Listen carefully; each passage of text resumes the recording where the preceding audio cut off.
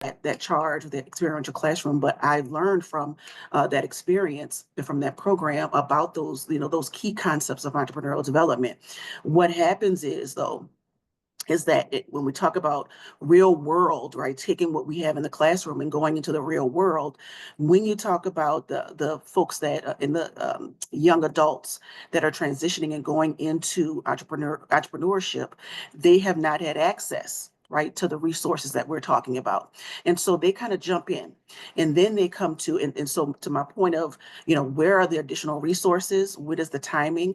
We need to be talking more about the additional resources that are needed and when they can access those. So for example, there is an opportunity for there to be funding made available to really like auxiliary programs, more public-private partnerships, again, that give access to the types of resources that we're talking about outside, even beyond the K through 12 experience, right? So one of the things that's so important is that we make sure that there are opportunities. For an example would be a program like ours at the Urban League of Louisiana, the WBCs across the country, SCORE, SBDCs, making sure that there are continued resources to expand our programming to meet the needs of those specific individuals that are in our low to moderate income communities, again, that have not had access to the types of programs that we're talking about, and don't have access to those kinds of programs at the university or community college level. So the question is, where does it happen if it's not happening within those systems?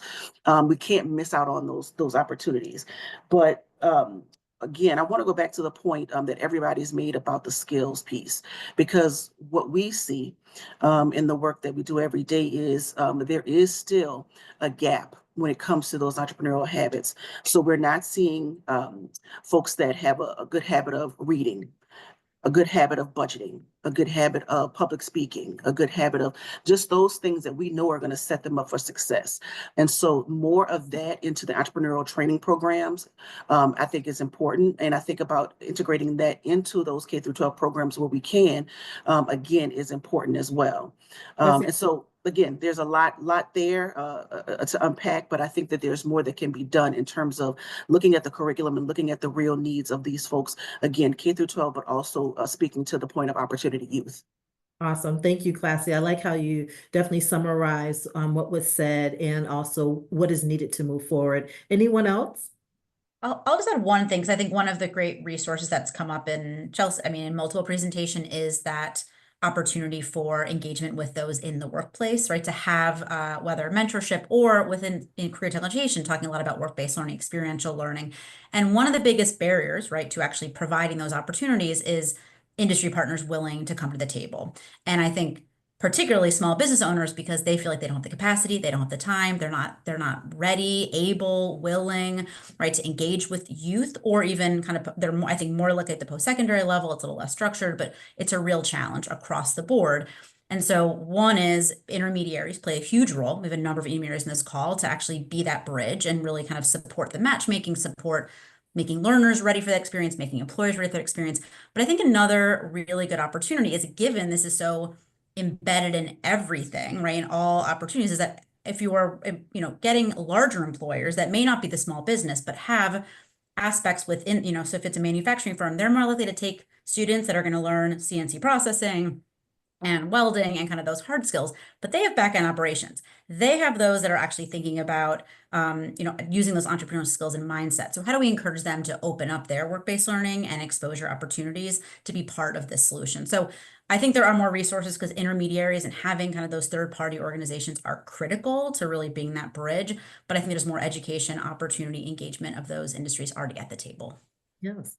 Go ahead, Michael. If I could build on what both Klassi and Kate have said, and tie this to public policy.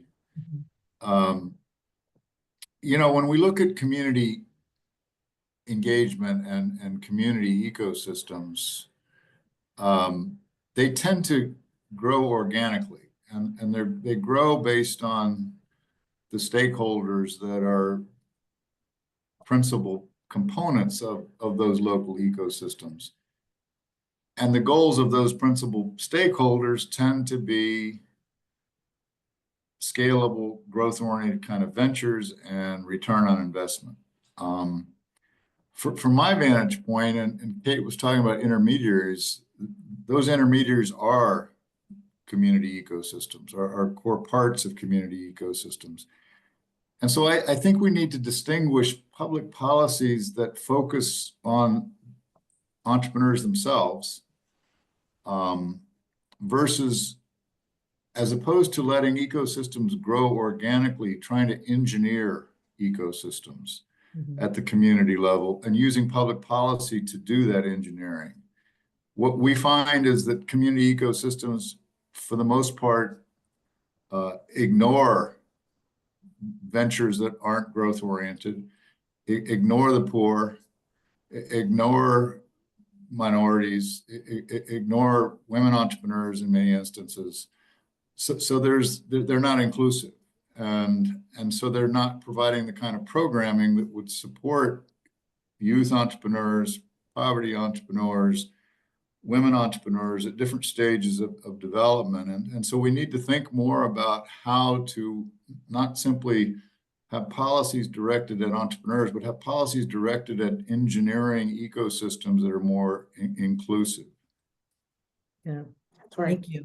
Thank you. I think everybody was like, great. Great. Thank you, Michael, for those comments.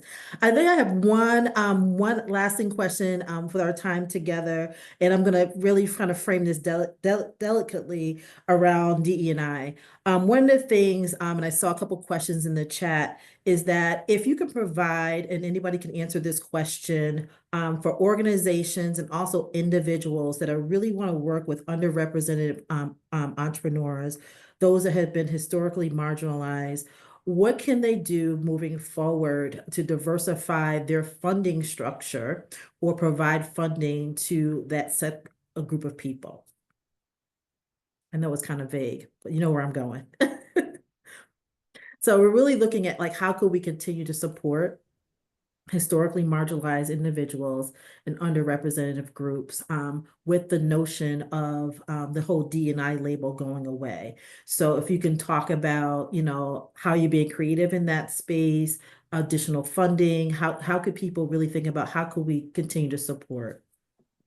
I will say, you know, I think I know the business case is still there, right? The need is still there. The gaps are still there. The disparities are still there. So if you are looking to address a need, if your organization is looking to address a need in our local communities, the need is still there. There are pressures, the D&I, you know, the issue is there are pressures from, you know, from those that don't agree with the labeling, they don't agree with the need, they don't agree with that there is actually an issue of historic significance. But I will tell you that there are organizations that have really stepped up to the plate and said, hey, we still see this is a need. We will not try to erase history or a present circumstance, and understand again that the disparities are persisting today, and we are firm in our commitment, right, to again, regardless of what you call it, we are firm in our commitment to addressing the needs of those folks in our communities that we know have the highest potential to create jobs, to create revenue, to be an economic force within our communities. We started off this day with talking about you know, the majority of businesses in this country are small businesses, right?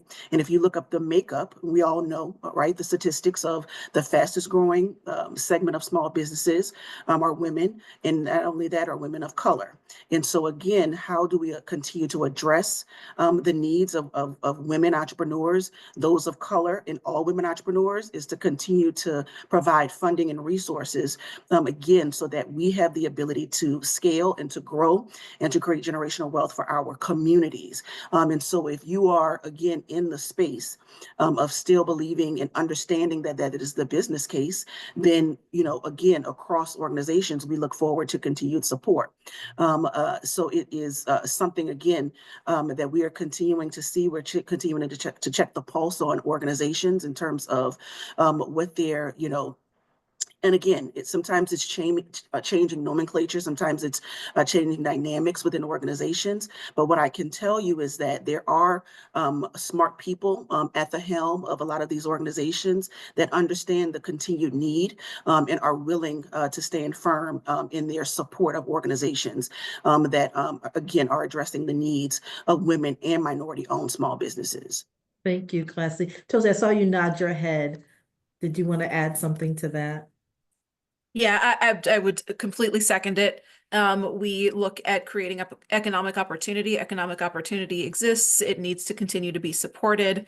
Anybody who wants to fund anything can take that and translate it into whatever communities that organizations are continuing to serve. Because the organizations aren't going away, their work isn't going away. They just need to continue to push, I think, for the funding to continue the work. Awesome. And Kim, did you want? Oh, Michael, I saw you. Go ahead, Mike. To me,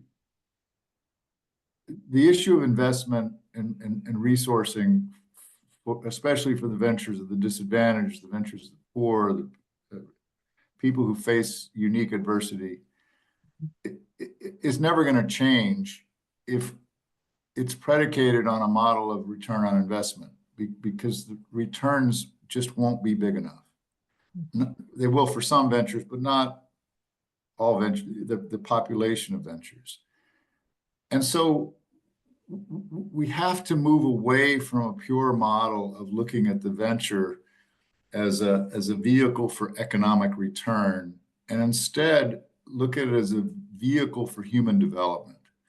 And if we start to examine outcome metrics that are tied to human development, and we can start to base investment decisions on progress through a venture in enhancing the capabilities of an individual, then I think we can solve the funding problem. But as long as it's purely looking at the venture as a vehicle for economic return, it's just never going to happen.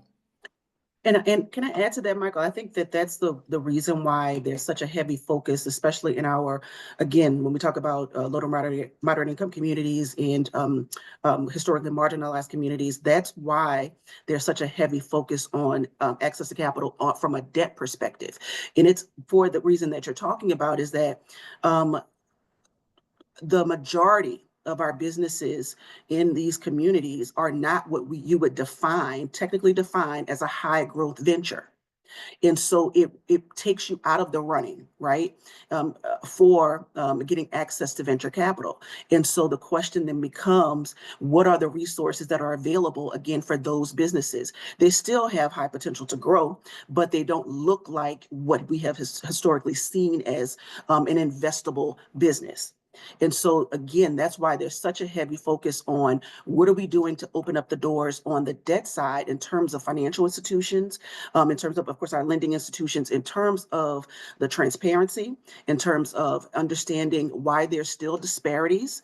And you can look at any of the surveys that talk about the disparities that still exist today when it comes to those folks, again, in our historically marginalized communities. There are still disparities, even when we look at the requirements and the paperwork needed to submit a loan application.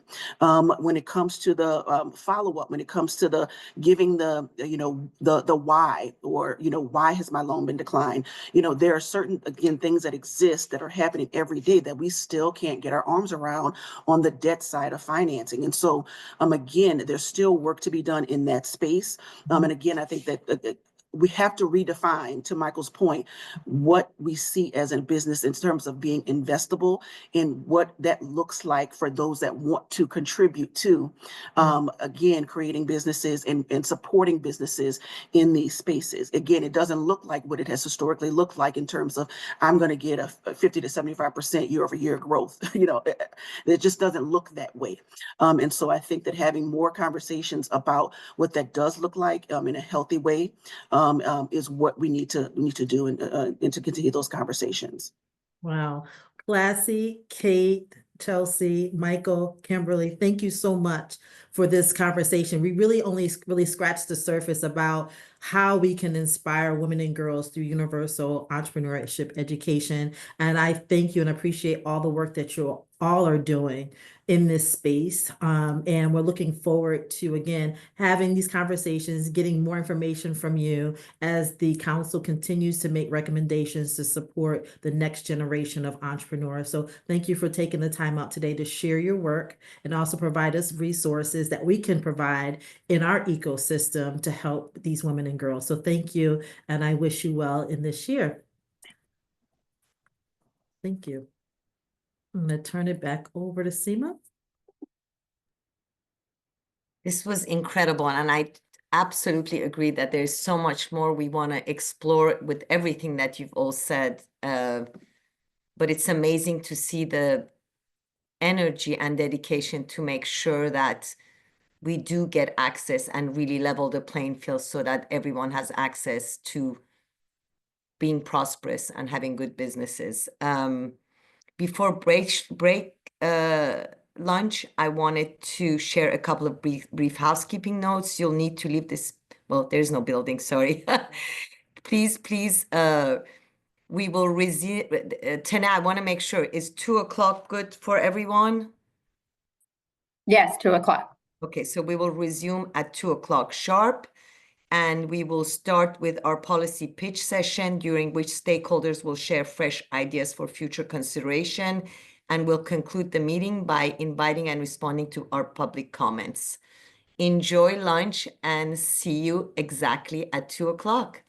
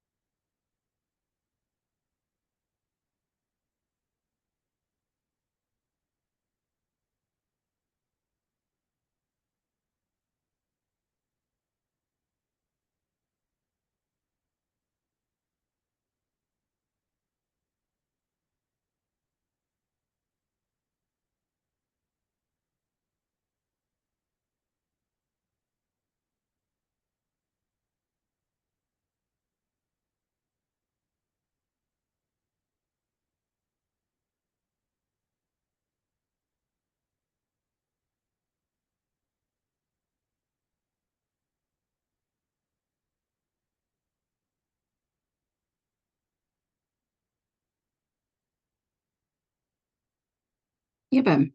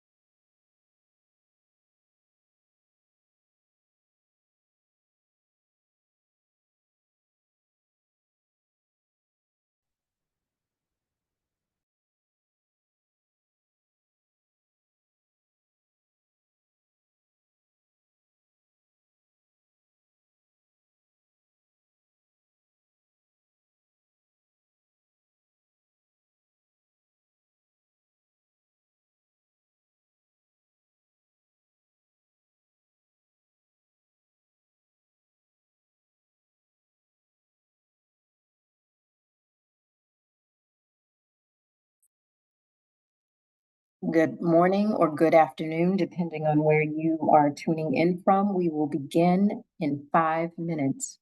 We will begin again in 5 minutes.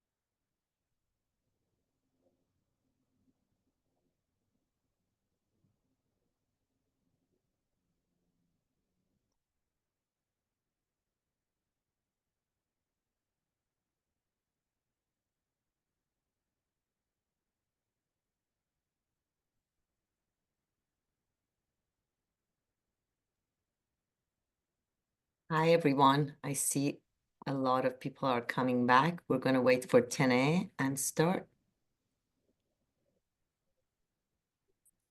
Oh, no, I am here and I am waiting for one other person. But I believe you can get started. Thank you.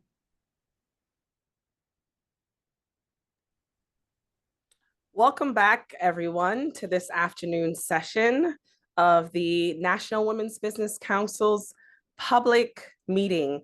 I cannot believe that we are already in the good year of 2025. My name is Samantha Abrams, and I serve as a proud member of this illustrious council. I've enjoyed both a private and nonprofit sector career for the past 25 years. And while I did that, I was entrepreneurial. And while being entrepreneurial, I started to exercise my entrepreneurial muscle. I've been a business owner for the past 18 years in the hospitality sector, more specifically as a restaurateur. And I founded a consulting company that essentially helps to connect Black businesses across the diaspora.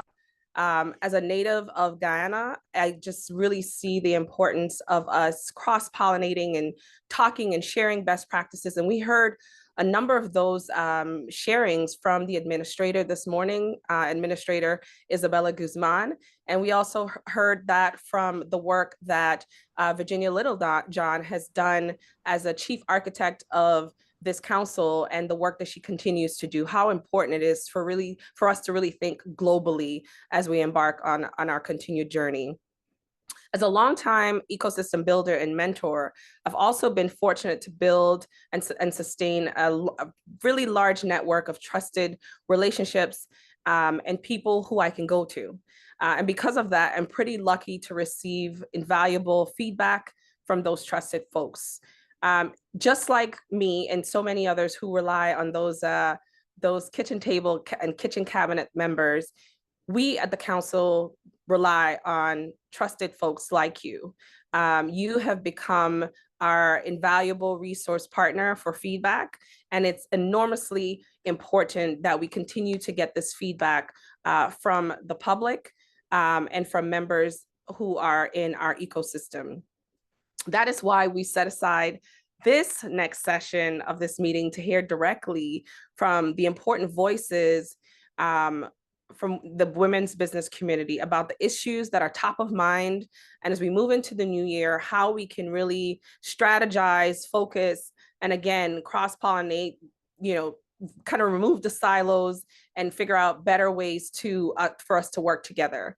The constituents in the National Women's Business Council ecosystem are people who are constantly innovating and looking to support groundbreaking products, ideas. And this pitch competition is well known, and a pitch competition is a well-known format in which this work happens. We wanted to reference and borrow from that format as we seek ideas while setting aside the concept of a competition. The policy pitches we will hear today can coexist and even enhance one another's success. We hope our partners will listen for and consider opportunities to collaborate with one another, in addition to the National Women's Business Council, to advance women's business ownership. And again, to reiterate what we heard from Ms. Littlejohn this morning, I think we can all agree that we are not looking for handouts. We understand how important it is to ensure that women businesses are not just surviving, but thriving in the ecosystems in which we exist to bolster the American economy. So this afternoon, I want to invite partners one by one to address the council. We ask speakers to kindly limit your comments to 5 minutes to allow for dialogue and presentations from all those assembled here today. And we will just sit back and enjoy the next about an hour or so to get these pitches going. After each presentation, I will call on council members to ask the questions and share any brief comments. I also want to remind our public who are viewing that you can also still utilize the chat feature in this forum.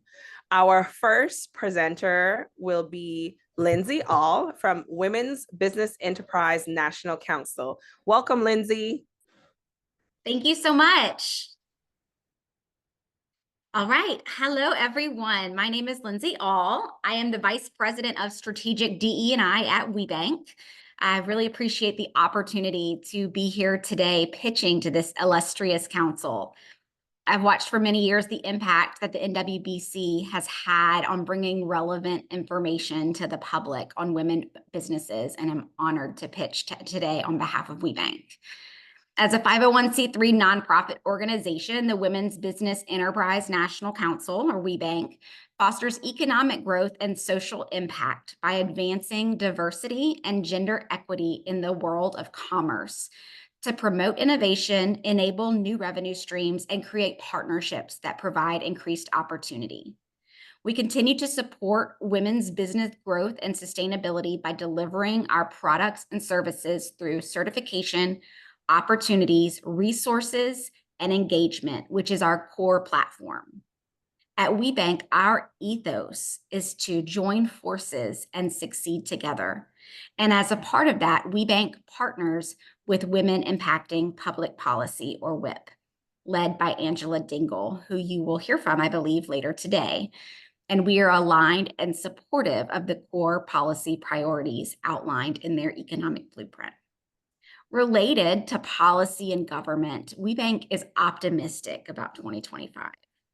Though expecting significant change with the new administration, we feel well positioned in the corporate marketplace for our small businesses to thrive. And we stand ready to respond to the challenges and needs that the government space may present us with. WeBank is the largest certifier of bona fide women-owned businesses, which really are just small businesses looking to do business with corporations and the government.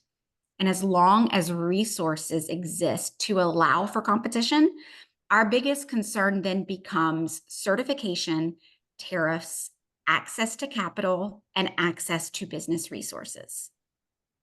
Continuing certification is important because it validates that a business is at least 51% owned, operated, and controlled by a woman or women. This remains a cornerstone of our work at WeBank and is key to gender equity by public, private, nonprofit, and government entities. Tariffs being imposed, we see as a risk. However, if the U.S. should rely less on outside parties to manufacture, we do see the opportunity to expand women-owned businesses. However, regardless of the situation, we believe it is imperative that women-owned businesses must have access to capital, which has been discussed throughout this session today. Access to capital to expand opportunities that address barriers women business owners face in building, growing, and exiting their businesses through financial preparedness, scalability readiness, and access to funding. They also will need access to business resources like childcare and healthcare. These things are critical to small business success in recruiting and retaining employees. In summary, I've led program development at WeBank for the past 8 years and 10 before that in corporate America. I found the formula for developing small and women-owned businesses to scale so that they can lead their companies within industries, specific industries like the energy industry, the pharmaceutical industry. Energy is where I came from, and breaking down barriers. The formula for that is the keys to that are access to capital, ensuring operational management, and a competitive, innovative approach to business. Thank you all for your time, and I look forward to your questions today. Oh, that was fantastic, Lindsay. Thank you so much. I am going to invite our council members. Any questions, comments thoughts for Lindsay. I know I'm particularly excited to hear you kind of extract some of the industries that are becoming more immersive for women and even women of color, which are energy, STEM sectors, pharma. We should not be afraid to just jump headfirst into these spaces and really become a little bit more disruptive to these markets, because we will see the outcomes that are necessary.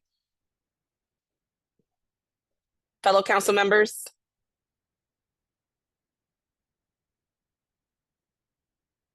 Okay, if no one has any questions or additional thoughts, Lindsay, thank you so much. We'll be back soon.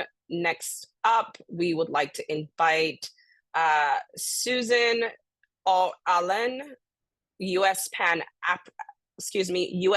Asian American Chamber of Commerce. Welcome. Hello. Good to see you. Thank you. Thank you. I just got in, so I missed everything. Somehow I couldn't find the link, and somebody was fast feet enough to help me, and I'm now standing in front of my desk at my home. And hello to everybody. I'm sorry I missed everything, but I caught what Lindsay said, and I'm sure that whatever was said this morning, I echo every single word and idea. We'll make sure you have the recording, Susan. I have no choice because I served on the council once upon a time, so I know the good work that we did, and therefore the council continued to do. Congratulations for having done another year of service for the American people. Yes, I'm Susan Allen, the National President and CEO of the U.S. Pan Asian American Chamber of Commerce Education Foundation. And we celebrate our Ruby Jubilee this year, our 40th anniversary. And I here take this privilege to invite all of you to join us on June 3rd to the 5th in Washington, D.C., or 15 minutes from D.C. National Airport at the MGM Hotel, National Harbor Hotel and Casino. And last year at our conference, we had the privilege of working and partner with WeBank at our conference in Alpharetta, Georgia. It was an amazing event. Simply because WeBank was part of our community there. I am now on a co-chair of the Federal Communication Commission's Community Equity and Diversity Council, and we are busy working on making sure that the $42.5 billion of the Bipartisan Infrastructure Investment and Jobs Act that Congress designed for the underserved, underrepresented community will actually go to that community to create jobs, business opportunities, and also bring effective, high-speed, and quality, plus affordable internet access to these community. And I have served on this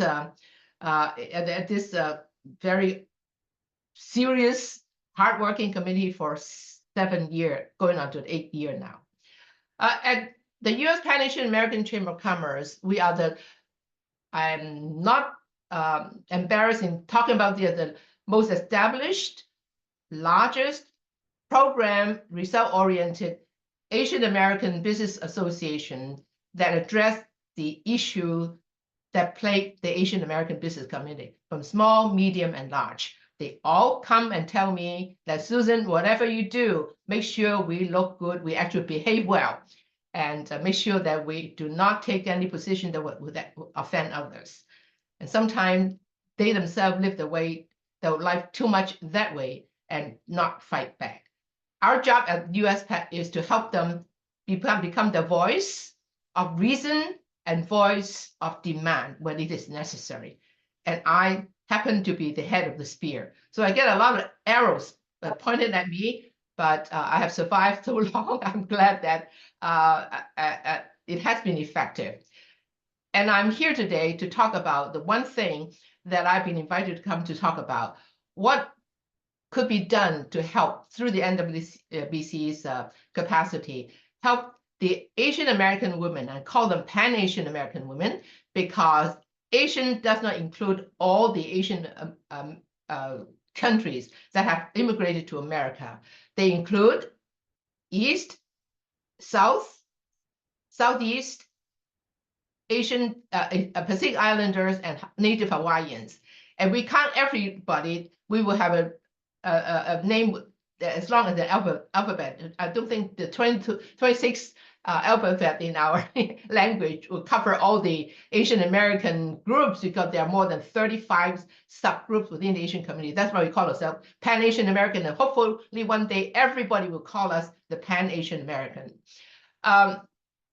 We have one major issue that we know about but never did anything because we thought that others would pick up that cudgel, is to create a program that meet the long-standing unmet need of Pan-Asian American women in business. Our program is called WISE, Women Initiative for Strategic Empowerment. This is the first and most effective, and it is touching nerves. What nerves? The nerves of Pan-Asian American women in business. That means not just women business owners, but also women working in corporate America and working for the government. And that surprised us, because the issue that we raise and our members are talking about actually pull the heart, the cord of their hearts. We got people coming to us in tears. Non-Asian Americans say, what you share with us is something that I have known about for a long time. I would like to come in and join you. That's how WISE is effective. You see, most of Asian American women are immigrants and daughters of immigrants. They have grown up in a background that tie their hands and their legs with cultural nuances, because they grew up with mother and father who expect them to behave like an Asian woman. But here in America, if you behave like an Asian woman, you won't make it. I won't make it to where I am today unless I will speak out. I'll speak my mind. I'll be honest with what I have to say. I'll be courteous. I'll be respectful. But when you do the wrong thing to me or my people, or people who feel like me, who come from where I come from, I will fight you. But many Asian women won't do that. They will push those like, if I say, you go. Okay, I would say, well, I go, but I have to have real samples. I'm going to tell your story. Yes, but don't tell my name. And that's what Asian American women are all about. They grow up in cultural backgrounds that inhibit or limit their full potential to start, grow, and build a successful and prosperous business.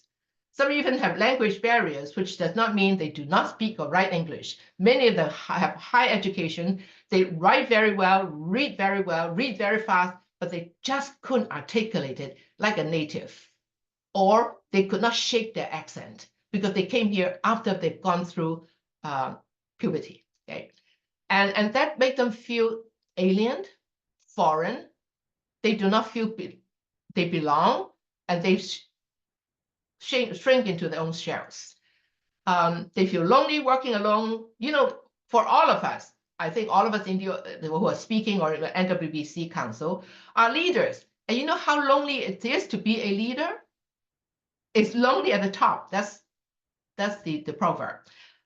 It is very lonely for them in a little shop, in a little office, in a business, trying to get out there to express themselves, their good ideas, but they couldn't be caught. At the back of the mind, I gotta go home and cook dinner. I go home and take my kids to bed. I gotta go home and walk, and I have to get up tomorrow morning and be a carpool driver. And I have it's the many roles, right, Susan? And then when you're in the Asian culture, it's worse. That sense of guilty feeling.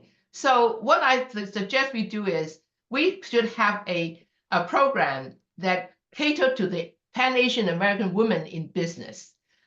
Give them the opportunity to meet to get into a meaningful, effective mentorship program with people who are mentors, who understand their cultural background, to speak their language, not language, but their cultural language, and help them, connect them to business leaders, mentors, who can take them to places and connect them and say, here, this is what America is all about. This is the big pull. You may look different, you may look different, but you are one of us. And sorry, Susan, we're running close up to time, but I do want to let you finish your thought. Yeah, finally, I think by doing so, we can slowly help the Asian women who have a lot of self-confidence developed in them to express themselves, speak authentically about themselves, honestly about themselves, and therefore create that self-confidence. They can go home and say, I'm not cooking dinner tonight. You put the kids to bed. You are putting water in the bathtub. The kids are going into the bathroom, and you put them to bed. And mother-in-law, I'm not coming this Sunday to cook dinner. I'm again, as someone who was born and raised in a different country, I understand so very well what you're sharing. And when it comes to the difference, we're not a monolith as women, right? And even when you think of you saying there's 35 subgroups just in the Asian collective. So we will be taking these thoughts and recommendations to heart and really thinking about the importance of understanding the differences in culture and how it can either help or and at times, as you're sharing, cripple our ability to thrust forward. My illustrious council member, Jenny Poon, has her hand up and has a question. Jenny? Hello, Susan. I am a daughter of Asian immigrants, and so I understand very deeply your perspective. And I had a couple questions, two questions. One, like you mentioned and Samantha mentioned, there are a lot of Asian communities that make up the Asian community. How are you, do you have tips, tricks, tactics that you're implementing as an organization to better reach out to the uniqueness of each community, or to be inclusive to those communities? Because each Cambodians are different than Vietnamese, than Korean, and their challenges. So how are you dealing with that? Yeah, I'll leave it at that one because we don't have a ton of time. Yes, we meet them where they are. We go to the temples, the churches, the community centers. We go to their most important festivals. We have people on the ground we operate in 5 major states. Honestly, we can't cover the entire country. If I tell you that, I am lying to you. You are hearing a lie. I won't do that. We have 5 major cities, state: California, Texas, Georgia, Illinois, New York, New Jersey, and the Washington, D.C. National Capital Area of Maryland and Virginia.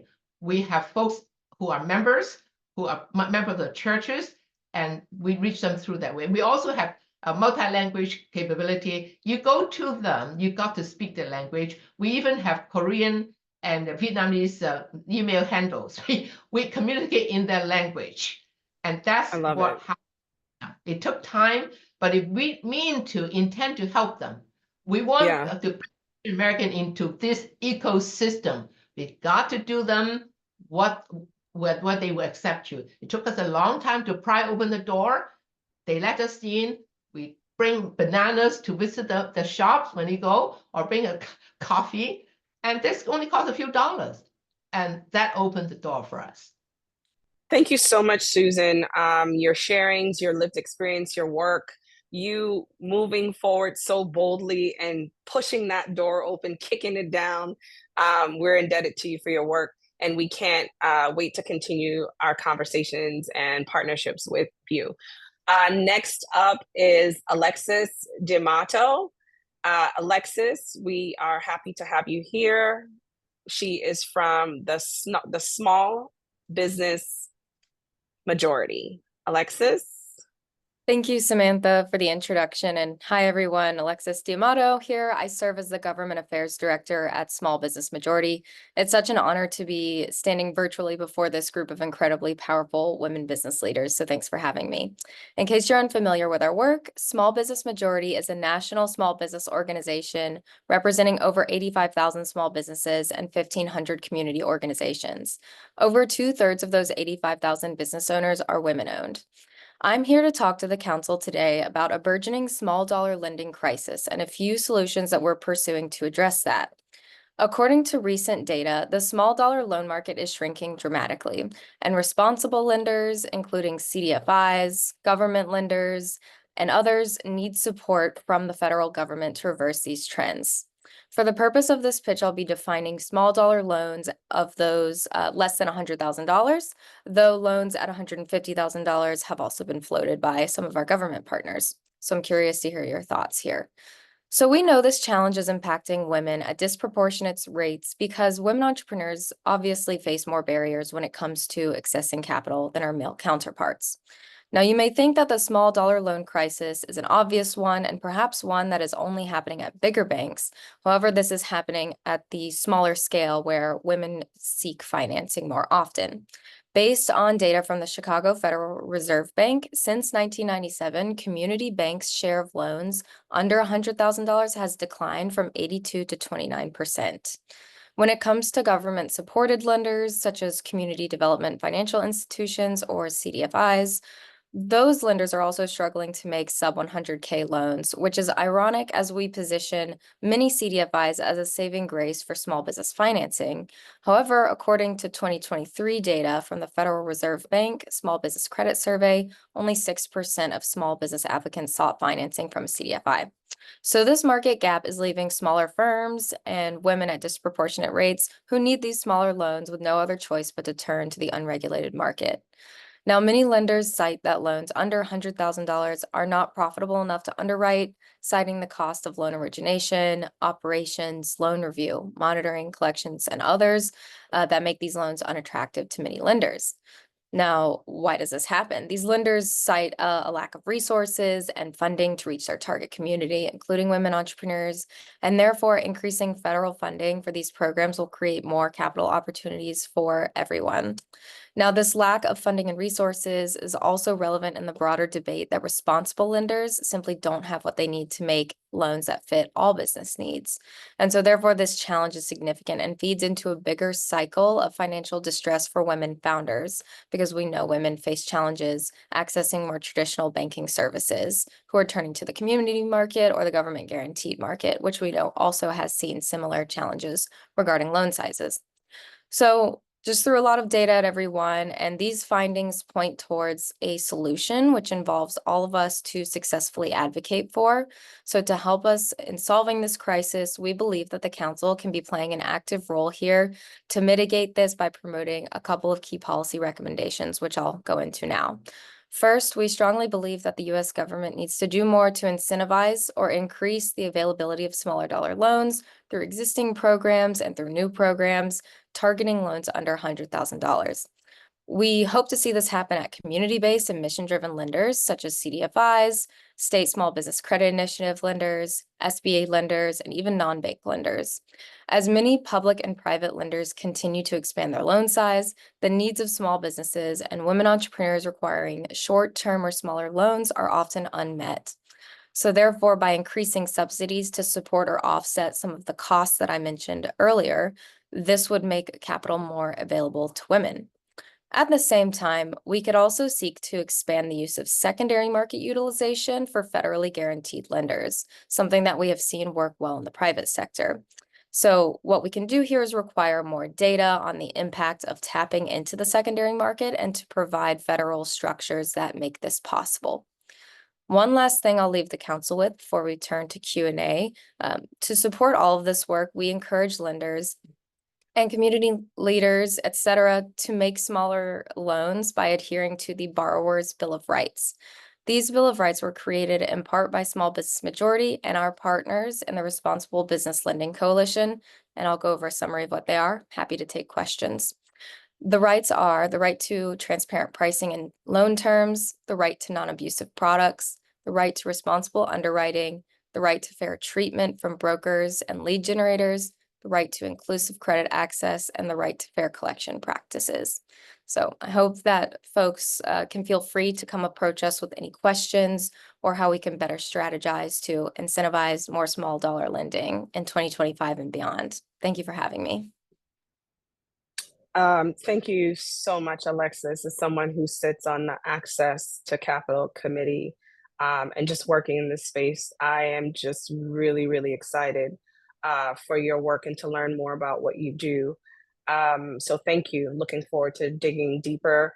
I see my colleague Leslie has her hand up. Leslie, jump right in. Thank you, Alexis. Great presentation. Feel the pain of this challenge in all of the work I'm doing across the country. I'd love to hear, I think I understand points 1 and 3 really well. But I would love to understand a little bit more detail around the activation of the secondary markets to solve this challenge. Could you fill in a little bit of the details, maybe about what that could look like, so I understand that as I carry this forward? Yeah, that's a great question, Leslie. And so what we've seen is that for folks who may have had to take a predatory loan, we're finding that some lenders are able to utilize the secondary market to help women get out from under that pressure. And I should have been more clear on that, but that's something that we're also really looking to incentivize. And to give folks a quick example, we've seen a lot of entrepreneurs face challenges in repaying certain federal disaster loans, like COVID EIDL is still a big one. And so just really to help incentivize and unlock some extra capital. Love that. Thank you. I've seen a lot of people advocating for the forgiveness of some of those sort of COVID relief loans. Do y'all have a position or a point of view about that? We definitely do. We would love to see EIDL forgiveness happen for individuals who have made good on their payments, or for folks who are really, really struggling and can't find the relief they need from hardship accommodation plans. We would also be supportive of legislation to stand up a grant program to help folks who maybe take a traditional loan, like a 7A or 504 loan, seek early stage forgiveness. But of course, I know all of the SBA team members are the experts in this space, so I'd welcome your feedback as well. Love that. Appreciate that additional detail. Great pitch. Thank you. Thank you. We have time for one more. Jenny. Yeah, Alexis, thank you for that information. I have a general question. Just from the work that I do with meeting with businesses and them navigating the CDFI market, it seems like CDFIs vary in rates and structure across all the boards. So some are charging completely different rates than others. Is there a standardization initiative of like how to make it? Because I think businesses assume that CDFIs are there to help, the underrepresented or the communities individuals that typically can't get traditional loans. And then they go to a CDFI and those rates are outrageous and almost close to predatory at times. But then it depends, right? Depends on who they go to. So I think there's been a lot of businesses that felt burned from that experience. So I don't know if you have a perspective on that, if you've seen that yourself at all. Yeah, thank you, Jenny. That's a great point. We have heard that in some cases, CDFI loans have felt predatory. And I think to make standardization possible, that goes back to my point on investing more federal resources into that program. As you know, there's different CDFIs in different geographies that don't have the same amount of capital as each other. And we're finding that the CDFIs in lower income communities and communities of color lack the resources that they need to be able to make those loans in a way that are safe and affordable. So that's something that we're going to be working with government partners on, and is to really build the case for standardization across some of those programs where possible. We understand states are different, but we do think that that's an issue that needs to be solved. I know there's one area that the council had conversations with someone in government. I'm forgetting his name at this moment, but it was around merchant service processors and their predatory lending. So really excited again to learn a little bit more about your work, where that could potentially fit in if it's not already. I'm assuming it's already on your radar, but looking forward to doing more with you, Alexis. Thank you. Thank you all for having me. Yes, thank you. We are moving right along. I hope you all are enjoying this conversation. There's just so much richness coming from our stakeholders and our friends in and about on the ground. We are moving on next to United We, and Wendy Doyle is our representative and speaker from United We. Greetings, Wendy. Welcome. Greetings. Thank you, Samantha. And thank you to the council. It's such an honor to speak with you today. As mentioned, I'm Wendy Doyle, President and CEO of United We. We're a national nonprofit headquartered in Kansas City, Missouri, dedicated to advancing all women's economic and civic leadership. At United We, just a bit of background, we've spent more than 3 decades uniting diverse voices around nonpartisan policy solutions to empower women and their families through evidence-based research, actionable solutions, and real results. And we've been a catalyst for some meaningful change. Today, I want to focus on a topic that has been discussed time and time again today, which is the critical challenge facing women entrepreneurs and access to childcare. Share some research findings, policy recommendations, and how we can potentially work together to be a part of the solution. The childcare crisis is one of the most significant barriers to women's full participation in entrepreneurship. Our national research, part of United We's Women's Entrepreneur Childcare Project, which was funded generously by the Ewing Marion Kauffman Foundation, explored this issue.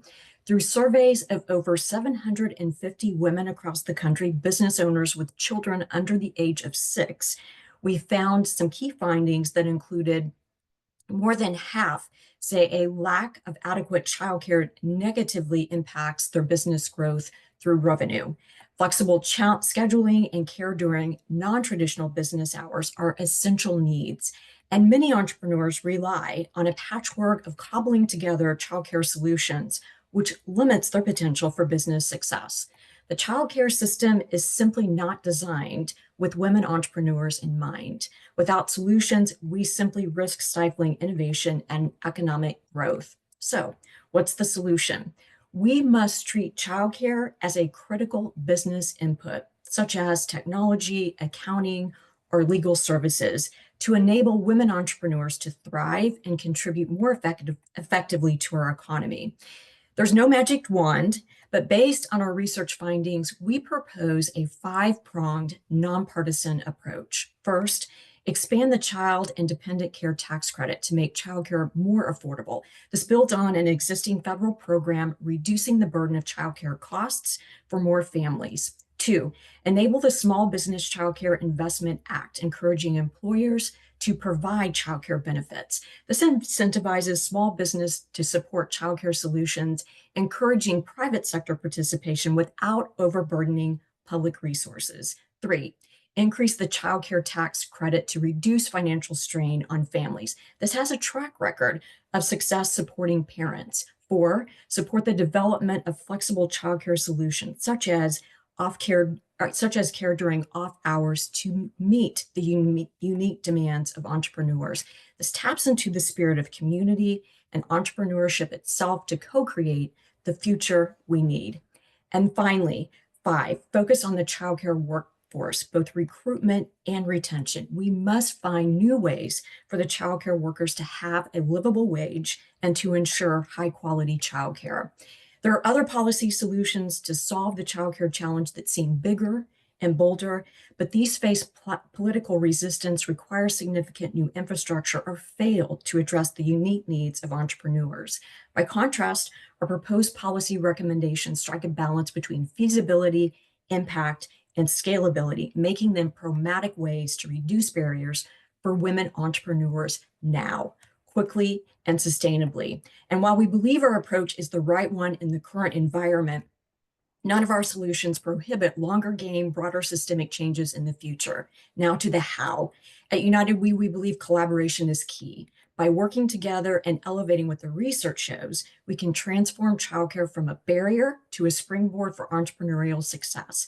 Our ask is that the Council formally adopt these solutions as part of your 2025 policy agenda and work with us to educate, amplify, and advocate nationally for these solutions.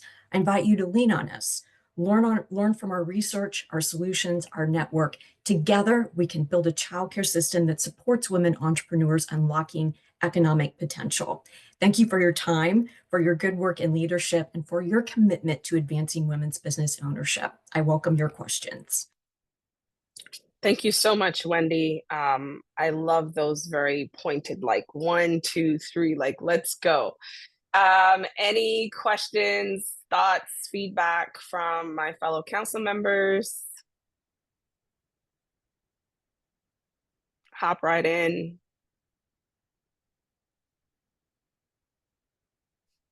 I just know from these, go ahead, Leslie.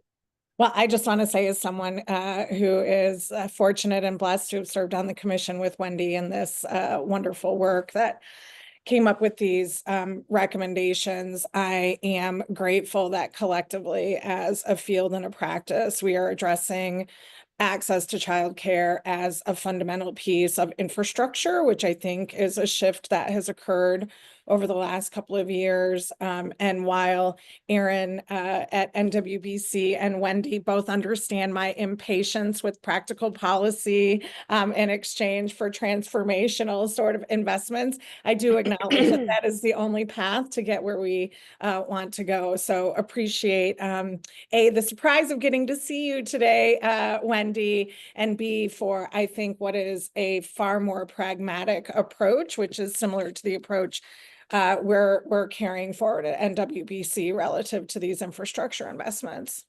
Thank you, Leslie. Thank you. Selena, jump right in. Yes, thank you very much. So I'm a mom, my daughter's 10. Without my parents, my mom in particular, I would not have had any success as an entrepreneur. It took my parents retiring for me to be able to get to that point. And then what I realized as well as a woman entrepreneur, business owner with employees, I tend to hire women. And a lot of my associates, my peers, they hire women, and they all hire women who may have small kids. And so with the tax credits or the resources, the encouragement of the federal government and your policies that you're recommending, provide resources for our employees as well. Because, it's one thing for me as the business owner to be able to go and function and take my kid to a midday doctor's appointment and get back. There's another for my employees to have those same type of privileges. I just so happen to try to incorporate as much flexibility into our workday as possible, and so that they can still be responsive. However, it does come at a cost, whether it be on the budget or for them as far as how much their wages might be. And so how can we find some traction to get some balance in there? Because I tend to want to hire a diverse group of women. I have a little melting pot within my organization, and I encourage them and say family first, but it's expensive at the same time. Selena, you make a great point. What we are seeing is more and more at a state level, having a state tax credit for childcare to incentivize companies that could either offer on-site childcare at their facility or pay their employees a stipend to offset the childcare expense, and the employer can benefit from a state tax credit.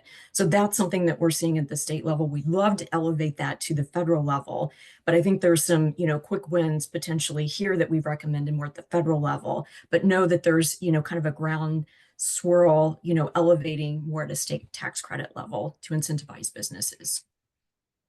Wonderful. And as you think about that, Wendy, I would also venture to include not just, brick and mortar service providers, but I know, again, like Selena, entrepreneur, career executive, I had to get a nanny for my kids. I could barely afford it, but I had to do it if I wanted to keep moving.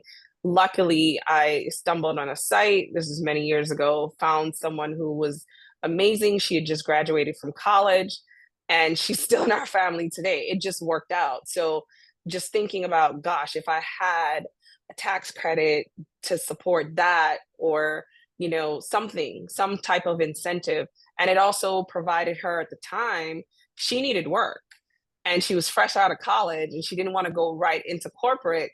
So it was a both win, right? I needed a service she could provide, and she needed a job, and it just worked out. So just kind of thinking super agile and diverse in what that looks like. I love the non-traditional childcare. I'm thinking about people who have to work night shifts. Weekends. So weekends, right? And if they don't have family, they don't live in an area where their friends and family who can support, it just becomes very, very challenging. So really, really excited to continue diving in with you, Wendy, and United We. Thank you so much for all your work. It is so critical. And as the council focus quite a bit on childcare, this couldn't be more timely and essential for the work that we're continuing to do this year and beyond. Thank you. We'll talk to you soon. Continuing on, we have Angela Dingle of Women Impacting Public Policy. Angela, welcome. You're adding to this just colorful discussion, and we can't wait to hear from you.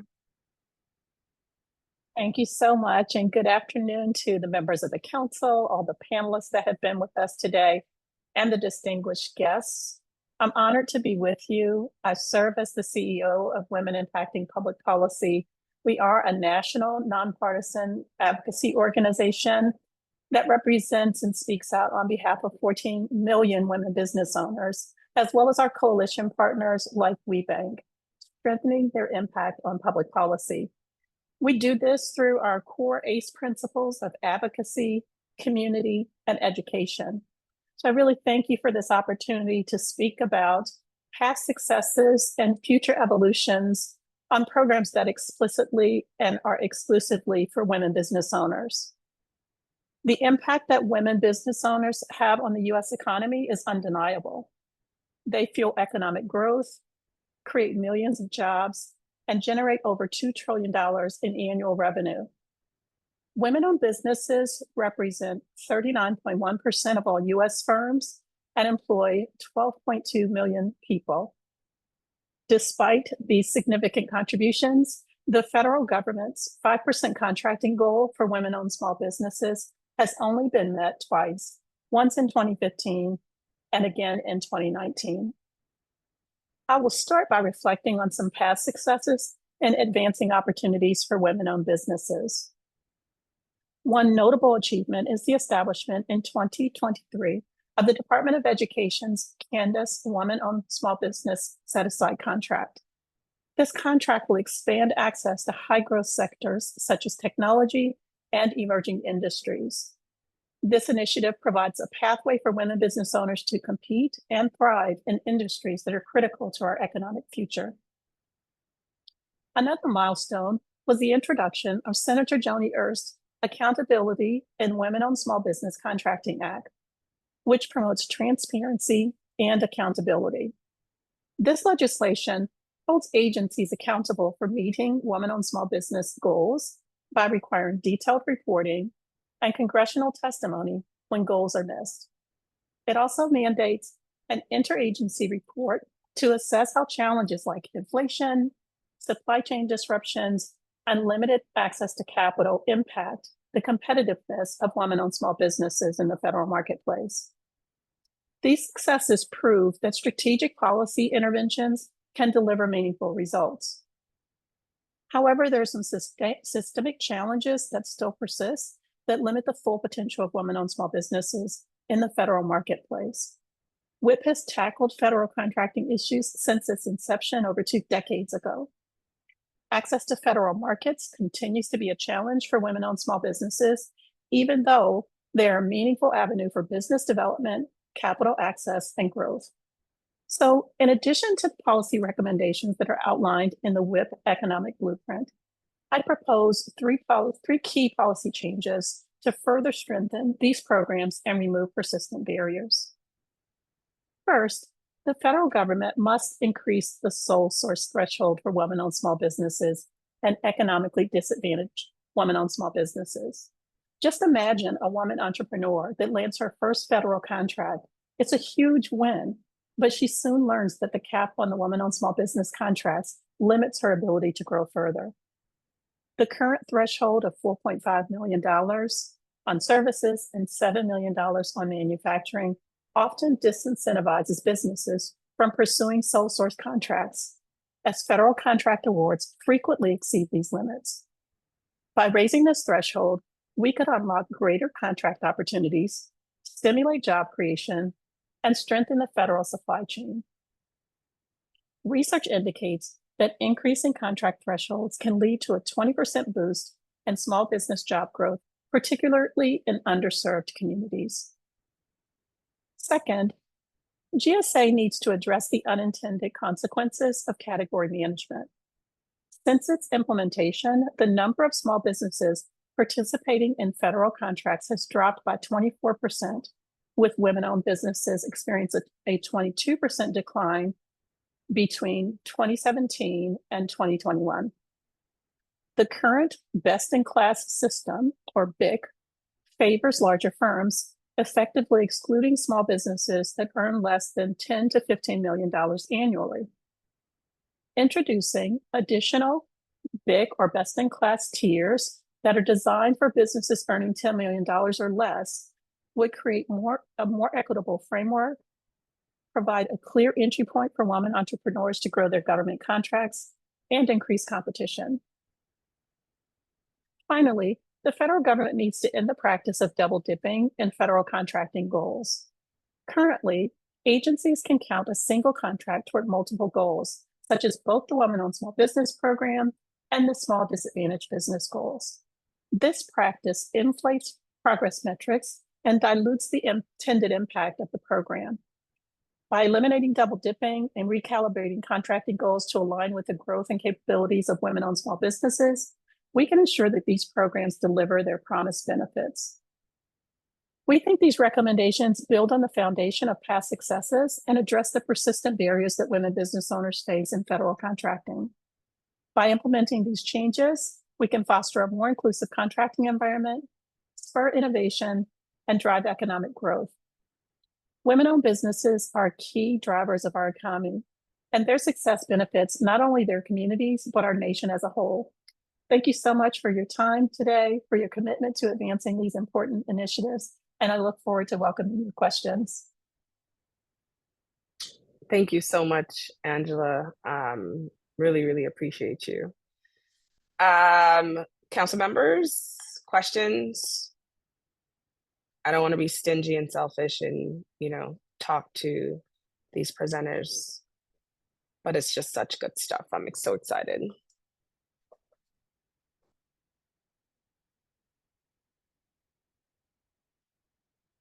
What I do know, Angela, this recording will be available soon.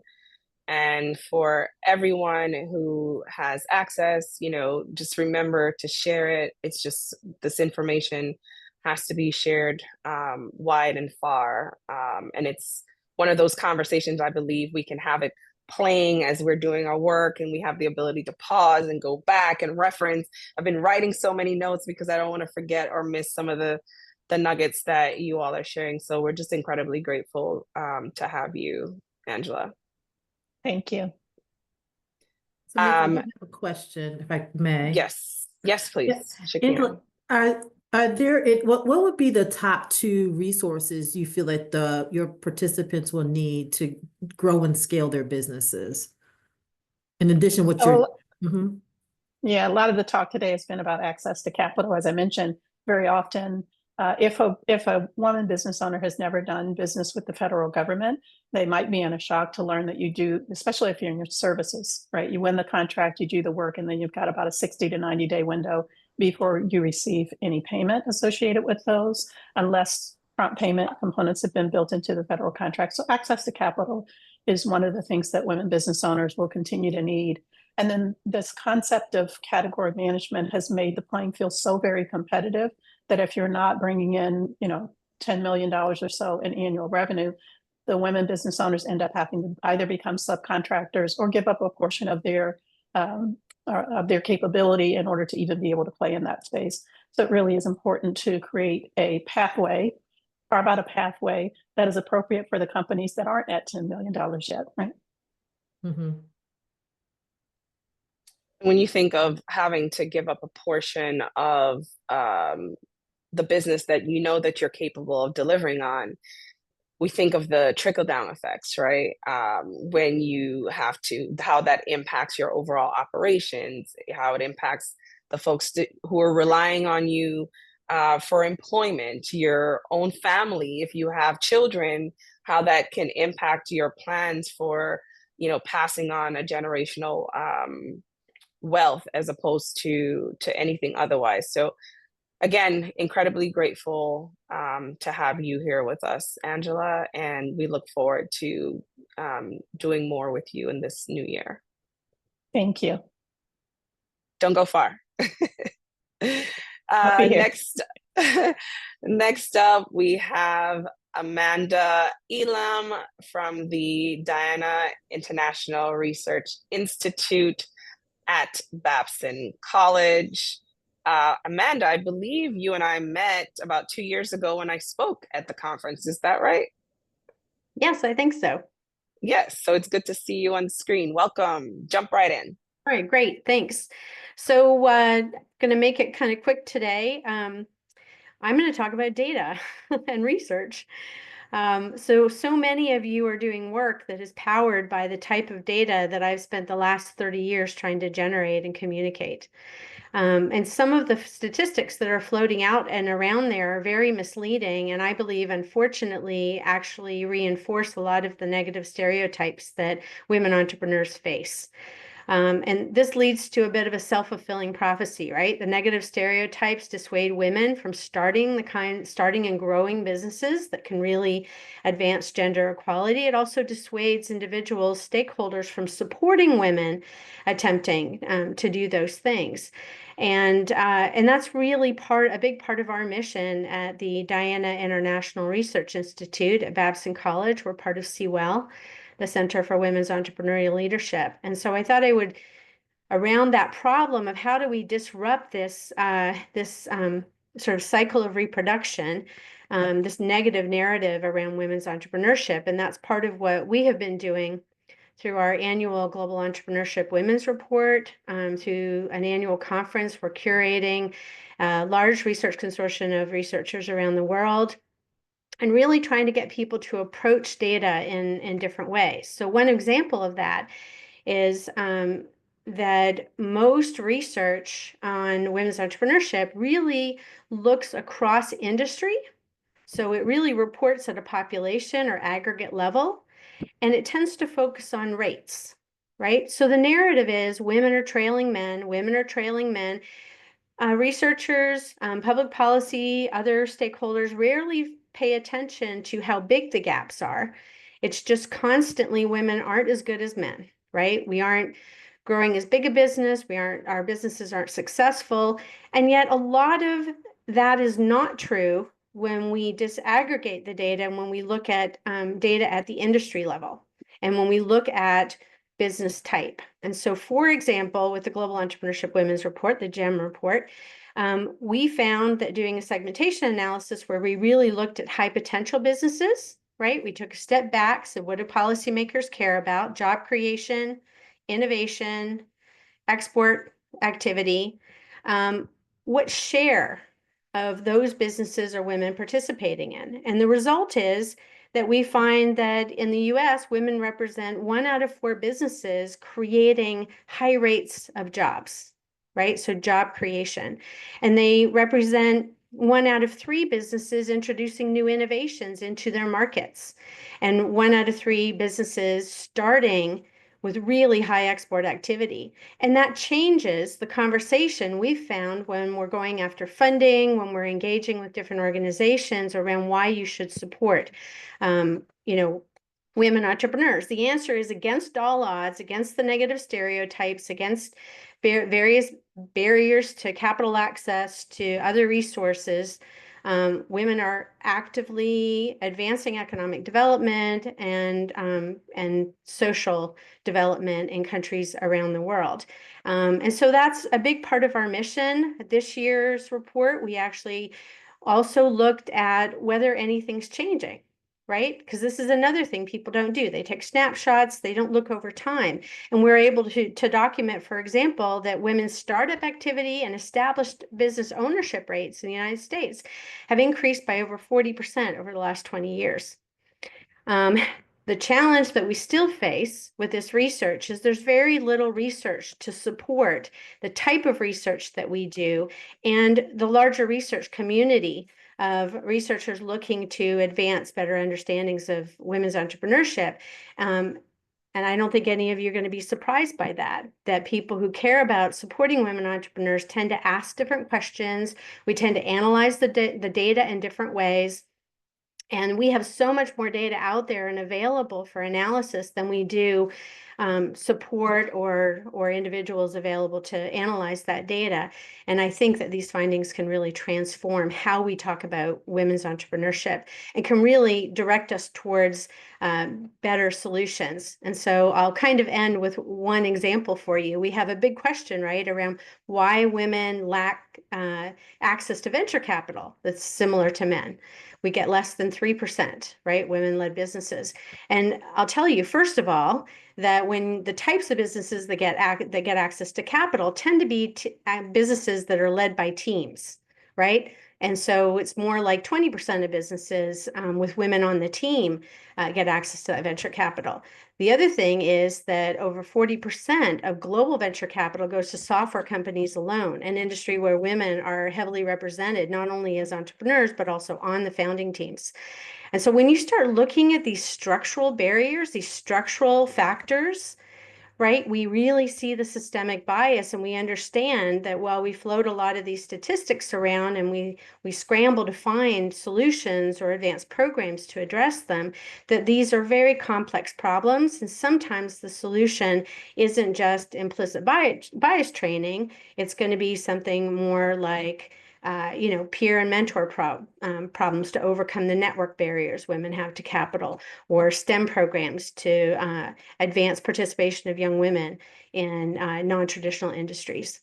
So I'm going to end there, right? We need better solutions. We need more funding for better solutions. And that's a big part of what we're doing at Babson College. Thank you. Thank you so much. And the research is interesting. The data is critical. We have to have the data, and we have to have disaggregated data as well to be able to know how to drive the kind of outcomes that we want in some of the areas that we need. Thank you so much for that. Do we have any questions from my fellow council members? Thoughts, comments? They don't have to be questions. They can be your thoughts as well. So please jump in. I can't see anyone's hand, so you have to help me out. I'll just jump in. I was having trouble finding the button, so I was physically raising my hand. Sorry about that. Thank you for that presentation. I wonder, given the sort of backlash around DEI and a focus on underestimated populations, if you're seeing decrease or resistance to furthering sort of data collection and research around the challenges that these populations face in sort of economic agency, opportunity, or autonomy. One of the things many hours ago that we talked about on this call with the administrator was replacing disinformation with facts and replacing like sort of people's emotions with data. And it's clear that there's an increasing sort of need for us to understand with clarity the facts on the ground. But I wonder if in your role and in your efforts, you're seeing any sort of extension of this backlash for looking at issues that are about these sort of diverse or inclusive efforts. So it's a great question. And I certainly think that we're seeing some evidence of backlash on the programming level. Like, should we have women-focused programming, right? And why do women get separate leadership programming or separate entrepreneurship programming? On the research side of things, Leslie, we've never had support. And so, the challenge there is, we're in a different ballgame. We're like, no, we need, like, and seriously, working with international development agencies, everybody's like, where's the data? Where's the data? And it's like, okay, I've just spent another week or weekend of my life without compensation producing the kind of report that is going to get 10,000 downloads in a year. But you know what I mean? But nobody is really thinking about it. And we're building a programming, and we've been hitting the proposal development. We'd love banks, by the way, step up pretty quickly to support programming, but where are the investors in the venture capital industry? And so I would say we're not seeing much of a backlash on the research and data front just because it doesn't seem to exist. That said, we also are finding real power in reframing how we talk about women entrepreneurs. Instead of focusing on women entrepreneurs as, the deficit model, as the least advantaged, we're finding ears open, eyes open when we reframe it as women are already making significant contributions, but they aren't receiving a lot of the support and benefit that would power that activity. And I think that's come up several times today, right? The need for human development goals, the framing. And I think that's really, really important. Also, not fixing the woman, really about addressing the inclusivity of the ecosystem. And, and I thought, Professor Morris really made a good point about that, right? That we rely heavily on market solutions, but they tend to let certain groups down. And that's where we're looking for other types of interventions or support for those groups. And again, until we have the data to say this is a fact, this is real, or to quantify it, it's very difficult to make the argument that this isn't just the right thing to do, but it can actually, but it is actually necessary, and having metrics that we track over time is actually working, right? And that's something we did this year, is to say the programming's working, the work you all are doing is actually working. We've got evidence. Yeah, I love that. It's interesting in my work, I see practitioners or interventionalists now adding, I think we're just starting to figure out sort of impact or measurement and evaluation, though not well, we understand it better than I think we did, 10 years ago. Starting to research elements or thematic sort of information around the programming is also being picked up by some practitioners because they think they're getting sort of new levels of resistance. So I do think there's some really interesting partnership opportunities there that may help close the answer to the question, which is we're not getting support today, which might be the most heartbreaking thing I've heard all day, although many things I've heard today have broken my heart. But, I'm a glass half full woman, so hopefully we'll figure out how to get you more money to tell us what we need to know. And also funding for the researchers around the world, right? We have over 600 researchers around the world, many working at institutions where they don't get a lot of support for doing the kind of research they do. And what I mean by that is it can threaten their career advancement if they choose to focus on, topics of entrepreneurship. And so that's the International Research Consortium. How can we learn from each other? How can we lift each other up? Where does that best community of best practices really come from? Thank you. Thank you so much, Amanda. Next up, we have Lawana Russell from the Business Management Associates.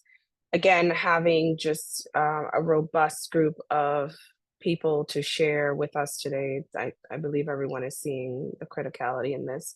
Welcome, Lawana. So good to see you. See you. Hi, everyone. Thank you so much for inviting me to participate today. I'm Lawana Russell, and it's interesting. I'm an entrepreneur, and I have a federal company. My company is Business Management Associates, and we've been in business for about 20 years, working with the federal agencies across the spectrum. But I'm also chair of the Small Business Majority, and you've heard from Alexis today, and I'm also on the board with Women Impacting Public Policy, because all of the issues that we are speaking of today are really, really near and dear to me. And so I'm excited that I can kind of tie all of those kind of perspectives in together as we're moving through this conversation. Angela gave you all the data. You've heard all the data today already about how many women entrepreneurs there are out there, the level of small businesses and the level of women-owned small businesses that have even come up in the last few years since COVID.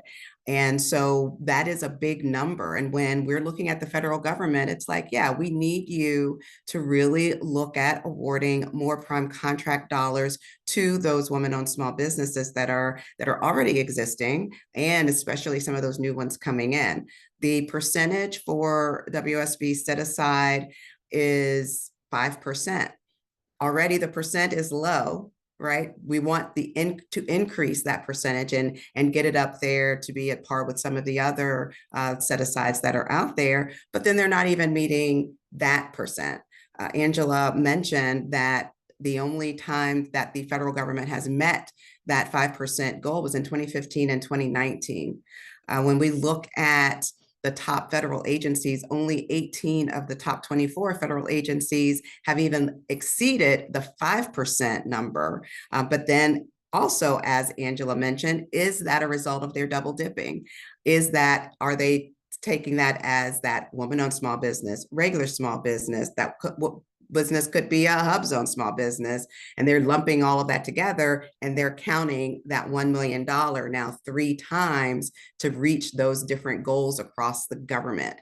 So when we're looking at dissecting the numbers and the data, which is so important in making sure that the federal government is reporting, not only reporting the strong data, but reporting that data accurately, and they're not double dipping, so that we know what is the work that we have to do. Because if we don't know where we are in terms of the data, we don't know what we got to do to get to the next level. So if everybody is reporting incorrectly on even that 5%, maybe they think they're at 3%, they might even only be at 2%. What do we have to do to get to the next level if we don't have the right data? So really understanding where the percentage really should be based on the number of women-owned small businesses that are in the universe right now. That number shouldn't be 5%, it should be higher. And then after we raise that number, then let's get that data to understand where we really are, so that we can focus on some tools and techniques to increase that number and make sure that we are meeting that number as we're moving forward. Category management is definitely one way to do that, as Angela mentioned. When you're looking at category management, and it's very interesting, Inc. magazine actually published an article on category management today. And when you're looking at category management, it is taking, we can have 10 $1 million contracts, and then they bundle them all together sometimes to make that one $10 million contract. Well, of course, think of the impact of that. You could have 10 different women-owned small businesses doing that work, or even a subset of those doing those different contracts that would open up the playing field for so many others to come in and understand how to play, understand how to get those contracts, because in order to get $1 million contract is different from getting a $10 million contract. So as we're getting that $1 million contract, learning and growing, determining what resources are needed to get up to that $10 million level so that we are thriving. And then I think the last point I'll make is on the access to capital, because we've talked a lot about that today. CDFIs, yes, they are confusing, because across all of the states, they have the different types of rules and regulations for all of the different CDFIs. But I think the one thing that is tying even many of the points of the conversation here today together is technical support and assistance. And sometimes when we're looking at technical support and technical assistance, it might be for those businesses that are just entering, the businesses that are entering, but you need different things at different stages of your entrepreneurial journey. So something you need at 250K is not what you're going to need at $1 million. It's not what you're going to need at 5 million. It's not going to what you need at even 10 million. So we need technical support and assistance that can really come in and help these women entrepreneurs as we are moving up that ladder, because that's the whole goal. The whole goal is to be like these big boys and go out there and I sold my company for 700 million. We all want to say that, right? But in order to do that, we know that we need the ecosystem. We know that we need that support, and we know what we don't know, or don't know what we don't know. Because when you get to 5, how do you get to 6? There's so many things that are out there. It's like, oh my gosh, I don't even know. So how do we develop this ecosystem with the technical support and technical assistance so that we know, okay, I know now I've gotten to 5. I want to get to 7. What does that look like? Now I've gotten to 7. I want to get to 10. What does that look like? So we're not just scrapping and scraping and feeling alone. We are moving forward in a way that we know is positive, that we know we can have some of the outcomes that we anticipate as we started this journey. So thank you so much for your time. I appreciate it today. Oh, that was an exciting presentation, Luana. And I'm with you that, you know, I want to exit too. Right. There was one hand from Leslie, I think I saw. Who I can't see Leslie? everyone's. No? Okay, I thought I saw someone's hand up. Okay. I think I saw Seema. Okay. Yeah, I Jump mean, in, it was Seema. more of a comment than anything, but it's so good to see what we always talk about in practice and very specific examples of how it helps, because we've talked about CDFIs, what we can do, but all of this is gonna, like, I know all of our brains are churning, you know, this is stuff we're going to work on starting tomorrow, and then we need to come up. But please continue after this. I mean, to all of our incredible panelists, please continue sending us feedback and sending us your ideas, because it's really, really helpful to us, even though our council members are everywhere and we're all exposed. But all these points make so much difference, you know, whether you're talking about technical support or your category management, all of that is very helpful. So I just wanted to thank you so much. Awesome. Thank you. Thank you for the invite today. Thanks so much, Luana. Amy, it's your turn. Amy. Can I say something? Oh, I'm sorry. Oh, I'm sure, trying to find a little Klassi. hand. I'm trying to find a little hand. I'm sorry. I didn't say anything on Angela's presentation because I wanted to just be mindful of time. But after Luana's presentation, I just wanted to add in, just these are profound conversations, and I don't want us to miss that as a collective, we also have the opportunity to recommend policies and programs really at the local and state level. So, you know, the question around how do we get scale businesses towards federal contracting opportunities, it's really, and one of the strategies that we use is at the local and state level, is getting them access to contracts at those levels. And of course, you know, the Luana mentioned, you know, it's the how do you do it? It's really, you know, what we all know works well, which is cohort-based modular programs that really focusing on not the surface, right, but the deeper, the breadth of knowledge and the depth of knowledge around how to become a government contractor. And starting with your local municipalities, starting at your state government levels is really where you want to direct businesses to, so that they can build the financial and operational capacity to do business at the federal level. And again, to your point, it looks very different. A lot of businesses come in and they haven't even hit the $50,000 mark, but they're looking at federal contracts. Yeah, that's okay, but I need to show you and teach you, right, how to get to 50 on a local level, at a state level. One of the examples that we have of that is that with the Urban League of Louisiana, we are contracted with our Louisiana Department of Transportation and Development to provide technical assistance services for those that want to bid on highway construction projects, right? And so again, the question becomes, how do you really do that deep dive into the education and the resources, the bonding capacity, right? The financial, again, capability to do business with government on government contracts really comes down to that. It comes down to a deep dive into the know-how of business development, estimating, scheduling, all of those things that we know, again, are important to building your contracting business. And so I just wanted to make sure that we don't miss out on that piece, that how do you get to being competitive in that federal contracting space also lends to the capacity building at the local and state level. And I think we have some work that we can do at those levels to make sure that we're getting the resources, the funding, the programs at that level to help these businesses to build capacity. So just wanted to add that in. Thanks so much. Selena, you have the last go. We still have a few folks to get to, and we're running close to time.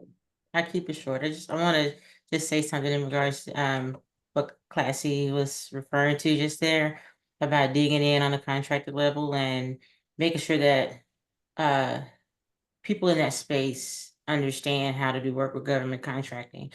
The cohorts often teach how to be on your business and not in your business. But in order to do those tasks, estimating the books and all this stuff, you need people to do that. And so, yes, it's very important for the business owner to know what those things are. But the focus also needs to be on how do they get the capacity to able to, so they don't have to be in the business. Because you can't scale your business if you're doing your estimating, your bonding, your insurance, your HR, all wearing all the hats. That's the total opposite of what scaling is. Yes. You know, you have to have that bench to get from, if you think about the cash flow quadrant, Robert Kiyosaki, you can't go from to the B quadrant if you're trying to do all the S task, right? And so, you know, don't forget in that space that, yeah, you know, I'm speaking from a situation that I'm always presented with. My space is an engineer, and they said, well, Celine, you're not working on the project. We want to see you. Well, you don't ask the president of XYZ big boy company to show up. You're okay with their project manager. Be okay with my project manager, because you hired a company, That's not correct. a person, right? And so, but you want me to grow and scale and give back and be a part of your programs, but you don't want to respect that this is an organization with employees. And so while we're creating this narrative, we have to really make sure that we're teaching not just that business owner. I think part of it is meeting the business owner where they are and see where they want to be in that quadrant. See if they want to stay in S. If they want to stay at S, meet them there and let them stay there and build them to where they need to be. That might not be the person you need to take to a B to be to the B quadrant to be a government That's contractor, correct. because they're not going to have the bandwidth or the desire to do all those things that's required. And so I'm done. I could talk about that That's all day. wonderful. I know, I was I'm gonna say, glad you in some said that. states, even trying to do I'm- this from the state to the federal can be a whole different quagmire in and of itself, so. And that's why it's so important to be able to differentiate amongst your client base. Again, like Luana said, meeting the businesses where they are, because they all fall into different segments, right? And so the question then becomes, how do you get them? Because most of the businesses you're getting, it's a transition process. You're absolutely right, Selena. It is a transition process. And so you don't jump from point A to point Z overnight. And so the question is, how do you build that capacity? And the space of building that capacity, again, doesn't go from 50,000 to the $5 million space overnight. And that's, again, we're on the same page when it comes to that. We do it every day, again, transitioning businesses from one phase to another. But again, you have to meet them where they are, and you have to have the right support and systems in place to be able to provide them what they need at any given point in time. So, thank you so much. Thank you. Thank you, Klassi. We are ready for you, Amy. And do I pronounce the the J in your name, or is it an H sound? It's Hinojosa. Hinojosa. Okay. Yes. Welcome to you, Amy Hinojosa, with MANA, a national Latina organization.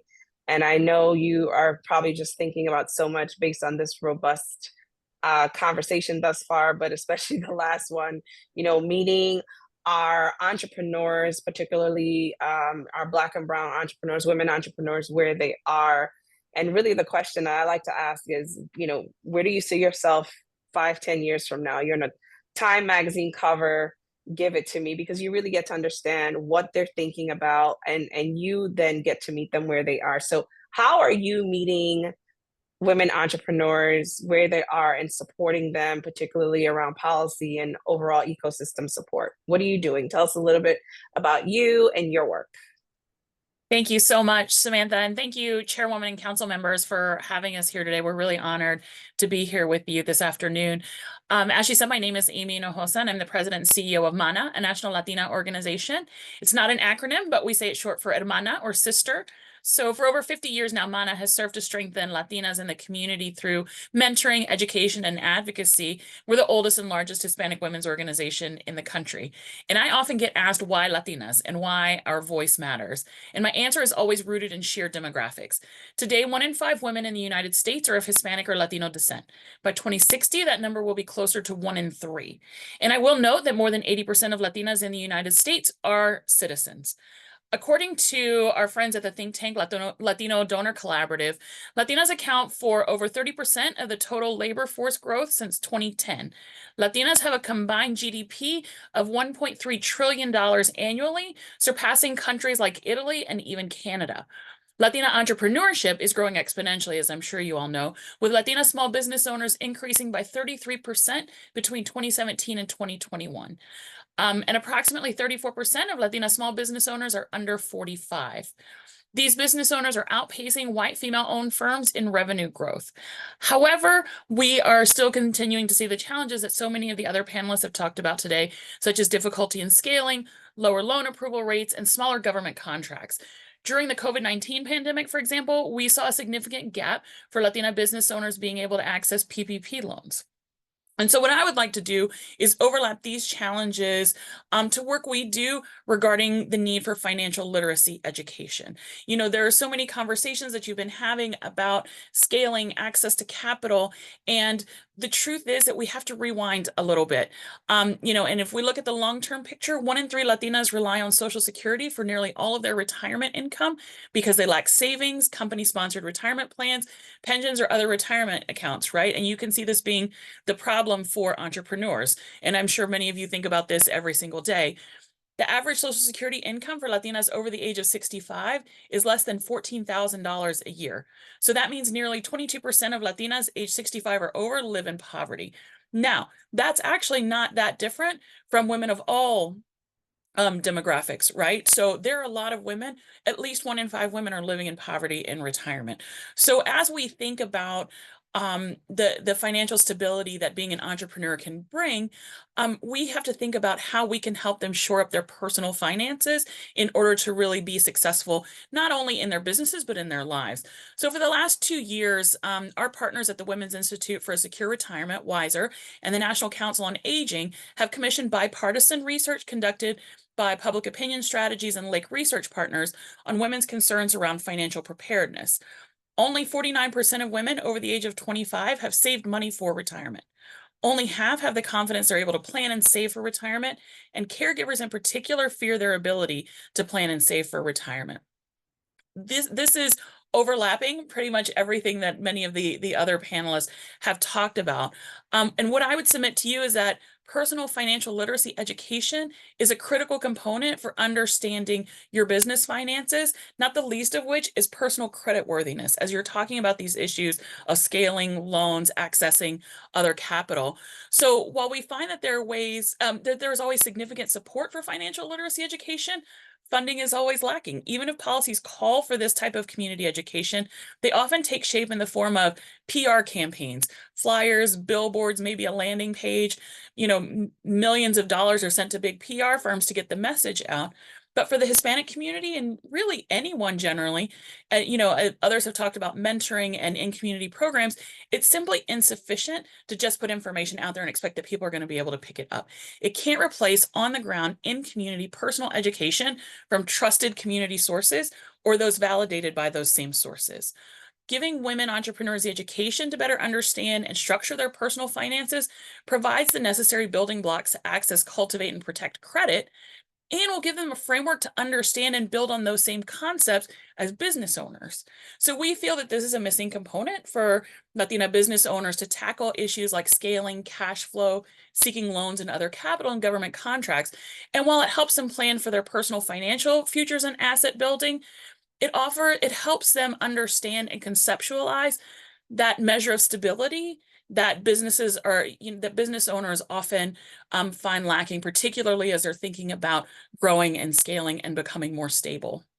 So, I just wanted to throw that out there, as I think that's really an essential component. But also, I just would point back to the bipartisan research we were talking about. Policies like these in terms of community financial education, and even proposals for some of the other policy recommendations you've heard around caregiving, tax breaks, paid family leave, these are all supported 90% and upwards by women. So, it's not just this idea of, hey, this would work, but it's also supported by voters, right? So when you think about that level of community support, 90% and above, that's almost a mandate to move forward on these types of proposals that will help people in the long run. Happy to take any questions.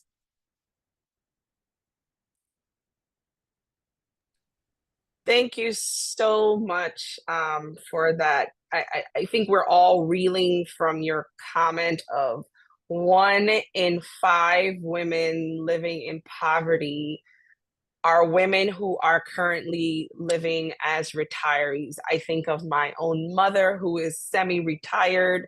I think of all my aunties.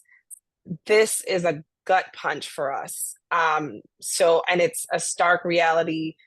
Seema, over to you. What are you thinking? I love everything you're saying, and it's just more of this that we need to hear.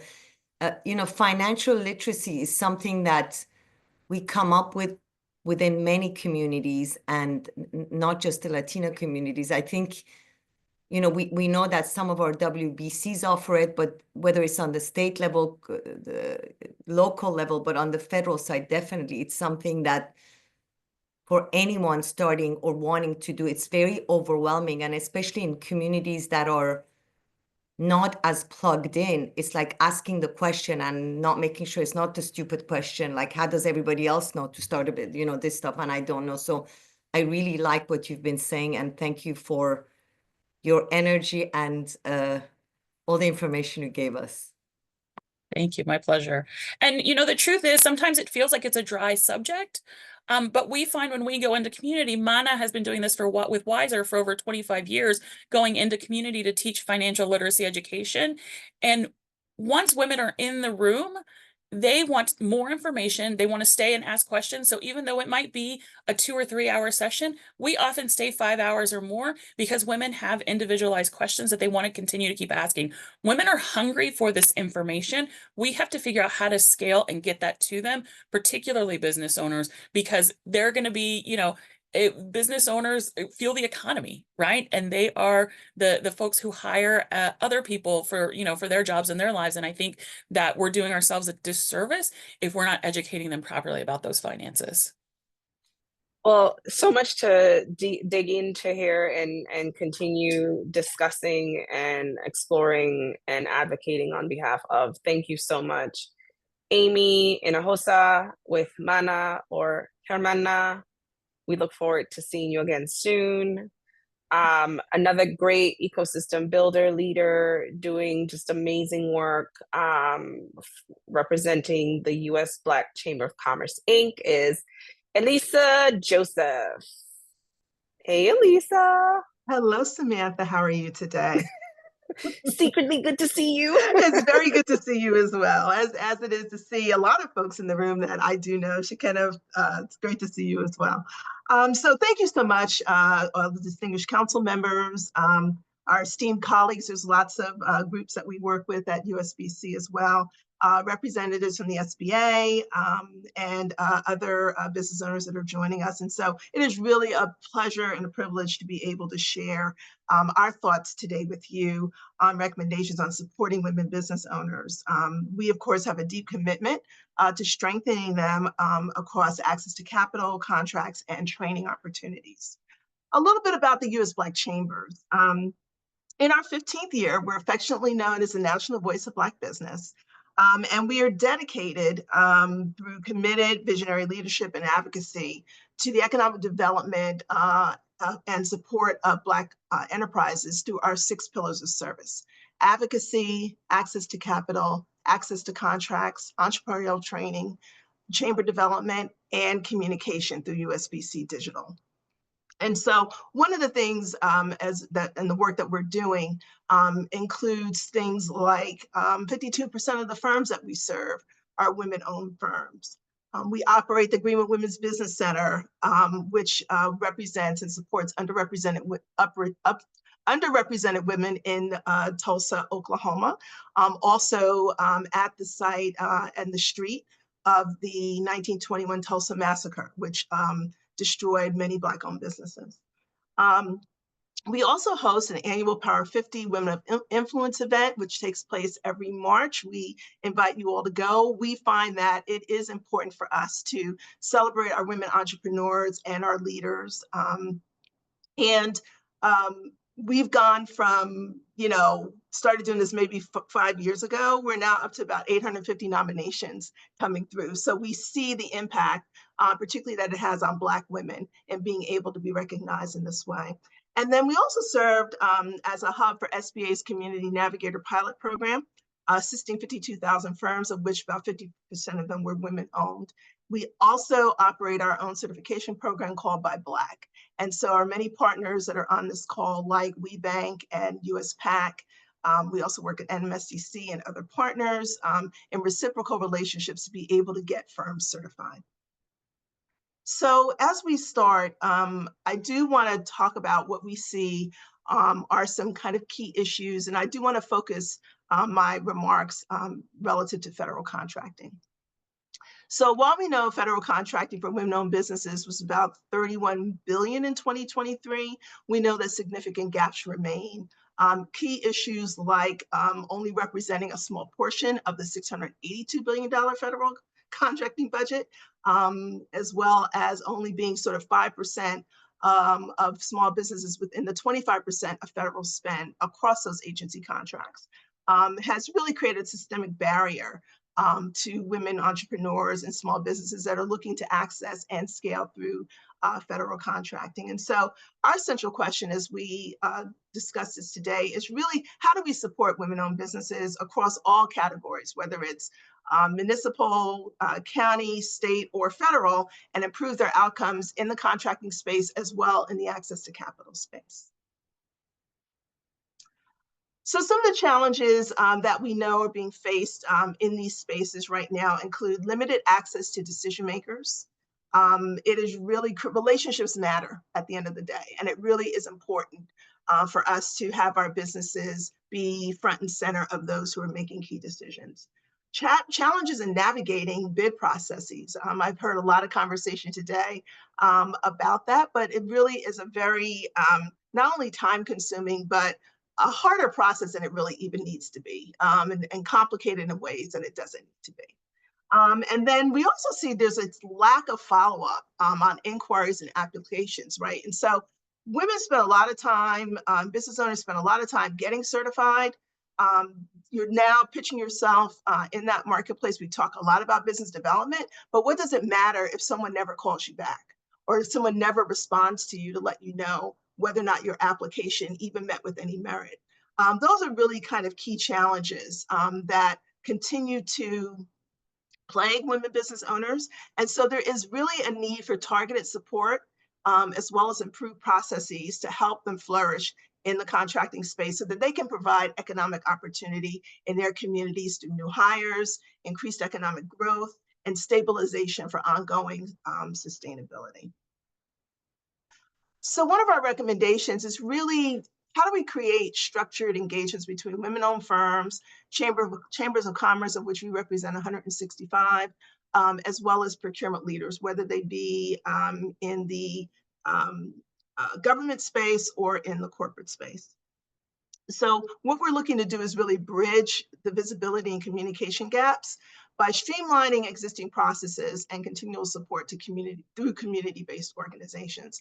One of the things that we found as a navigator was that we were able to really reach people more directly on the ground in a way that SBA district offices could not, in a way that SBDCs could not, in a way that Apex accelerators could not. It really, when you're working with your own constituency, it is really critical to have people be able to work with them directly.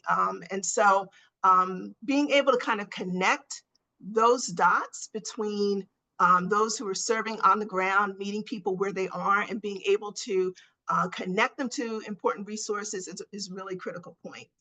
Also connecting capital and contracting is critical. So, you win a contract and then suddenly now you're forced to sort of understand, how are you going to fund the employees that you're going to bring on? How are you going to fund your working capital?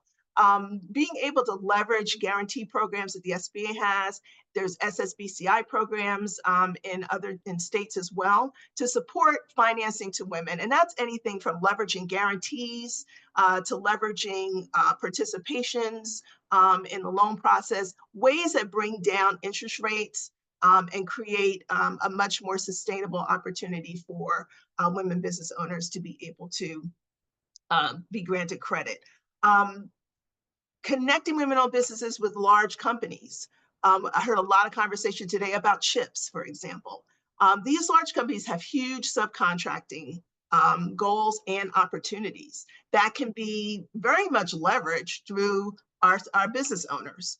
And there has to be a better way of connecting them that doesn't exist right now. And so what I think I'm proposing here, and what we're proposing as USBC, is how do we streamline a lot of these processes? A lot of things are made overly complicated for no reason, similar to how the SBA was able to sort of take and bring all of the certification programs together kind of under one roof. We're suggesting the same thing sort of happen in the contracting space, so that, for instance, if you've got an 8A firm that's already certified, and we spent a lot of time trying to tell them, about business development. Well, there's already forecasts that have at their focus contracts that are dedicated to a particular subset, whether that be small business owners, whether that be, OSDBU or MBEs, DBEs. Why are we not looking at ways of being able to connect the dots with those things? To make it a much more streamlined approach in this work. And so we're really talking about how do we establish some industry standards between the use of chambers of commerce, between those stakeholders across the agencies that I talked about, where we're fostering direct connections. We're utilizing media outlets like USBC Media to tell the stories of firms, to tell the stories of corporate entities that might be getting slapped with not supporting DE&I measurements, when in fact they probably have come out to say that to get in front of it, but behind closed doors, they still are doing that work, right? We need to be able to sort of tell people stories in a way that's going to not only increase awareness of what's happening, but also get new opportunities to people more effectively. Our second recommendation centers around artificial intelligence, or AI. And we really do believe that, I heard the administrator talk earlier about more women going into sort of, tech firms or cybersecurity. I think that's important, but I also think that people do what's in their passion and what's in their experience to do. But you can also leverage AI and digital tools to get you there as well. And I don't think that we spend enough time on helping people get there. Anything from creating your own capability statement to doing reports. We know that reporting, and I don't know if any of you know, but I certainly do know, we're always being asked about our numbers and how we go about supporting the work that we do. So being able to have, reports, enhanced presentations that are really going to be important in developing those relationships with procurement and/or lending officers is always critical. How do we assist them in the bid preparation and loan packaging process? Gone are the days, I grew up as a banker, gone are the days of people having to sit down and do spreadsheets. You can leverage being able to, take your numbers and put them into AI to be able to create your pro forma, be able to create your financial statements and the like. And so I think we need to be able to figure out ways of being able to get there. How do we connect our firms to, I heard something talked about, we're talking about category management. There are large contracts out there that really can be broken down. And how are we able to work with our partners to be able to lessen the amount of money that is going on a broader scale to smaller contracts that are easily enough accessible by women-owned businesses. So our goal to make people more digital savvy in gaining access to resources to help their economic trajectory is very critical. And so I'm a director of programs. And so in the work that I do, I'm always thinking about not just the strategy, but how do we begin to implement some of those things? And so, some of our goals really should be, how do we increase the number of women-owned businesses that are securing contracts and improving their competitiveness through some of the tools that we just talked about. Really streamlining this process. There's connections across all of this. There's a way for us to really look at this and figure out ways to be able to streamline it. And I think funding really helps to support those goals? How do we support under-resourced and undercapitalized firms that are in marginalized communities with the ongoing resources and funding that are critical to them, to their development, their growth, and sustainability? That's where organizations like ours come into play, because we really can reach people one-on-one and reach them on the ground. And my hope is that in thinking about these particular outcomes, that it contributes to a much more diverse and inclusive federal contracting landscape, which fosters not only economic growth, but also empowerment for women entrepreneurs. Thank you so much, I'm going to stop there. I'm going to stop there. Yes, that's a perfect place to abbreviate this conversation, because I know there's just so much more that we can get from you, and we're just, incredibly grateful for your leadership and your partnership, and everyone else at the U.S. Black Chamber of Commerce. And moving on, we're beyond time, and we know folks have been listening in, and we want to get you all this information. I put in the chat, clearly we need another day, but we will get to our next presenter, Brittany Walsh from the Bipartisan Policy Center. Brittany, I hate to be the bearer of not so great news, but we have to keep at time so we can also get to the questions in our audience. But no worries, I'm to timed having up for under 5. Let's go, Brittany, jump in. All righty. Well, thank you all for having me here today to discuss the critical issue of supporting female-owned and led business. As Samantha mentioned, my name is Brittany Walsh, and I'm a Senior Associate Director of the Human Capital Program at the Bipartisan Policy Center, also known as BPC.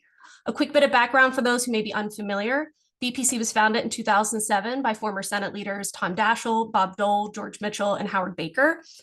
A DC-based nonprofit think tank, our work centers on bringing together Republicans and Democrats and providing them with the space, technical assistance, and evidence-based research needed to negotiate durable bipartisan policy solutions in good faith.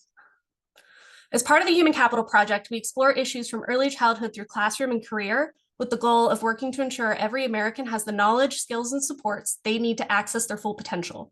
A critical component of that work includes our paid family leave and early childhood initiatives, where women-owned business and the impacts to women in the workforce often dominate the conversation, and understandably so.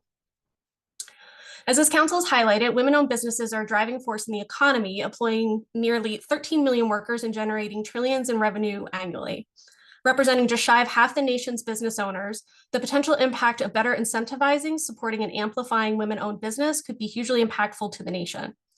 At BPC, we believe this is doubly important to childcare businesses, which are estimated to be 90% women-owned and run, with roughly half run by women of color and often operating within extremely challenging markets. The childcare workforce is comprised almost entirely of women at a rate above 90% across a mixed delivery system of care. This includes home-based and center-based and both for-profit and not-for-profit settings, where the national median hourly wage for a childcare worker is only $14.60, or roughly $30,370 annually. This figure is below the federal poverty level for a family of 4 in 2024, which was $31,200. Moreover, many childcare workers do not have access to benefits such as healthcare, childcare, and paid family leave. Low compensation and little to no benefits are often the result of a broken childcare business model, where the business owner's capabilities of increasing revenue to reinvest back into their business in forms of worker supports and facilities improvements are restrained by the amount families can pay for. For a childcare business owner, if they or their workers also happen to be a caregiver themselves, barriers to remaining in the workforce are compounded, which in turn compound the sustainability of these women-owned practices. Therefore, when approaching public policy solutions, we explore solutions that address the employer and their workforce needs concurrently. To accomplish this, BPC recommends supporting state and federal policies that remove barriers in access to capital through low-interest federally backed loans and grants. This includes permitting nonprofit childcare providers, which is a small portion of our providers, that qualify as small businesses to participate in SBA loan programs, and authorizing access to USDA microloans for new and existing childcare businesses in rural communities. Access to capital remains a leading barrier to supporting women-led enterprises within the early childhood space, as little to no financial resources are readily accessible for the retrofitting or brick-and-mortar building of childcare settings. Advancing supply-side supports while also addressing demand will be vital to addressing the childcare gap that is having broader economic implications for caregivers, the workforce, and nation at large. Additionally, BPC recommends federal agencies amplify the existence of federal programs and tax credits designed to help businesses offset the cost of providing caregiving benefits to their workforce, such as the 45F as in Frank and 45S as in Sam tax credits. These credits provide support to employers offering childcare and paid leave programming to their workforce, respectively. Unfortunately, many employers have indicated they're unaware of these credits or unsure how to access them, which has impacted employer uptake.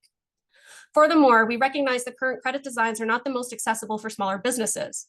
We therefore recommend supporting the enhancement and permanent authorization of 45S, the employer credit for paid family and medical leave.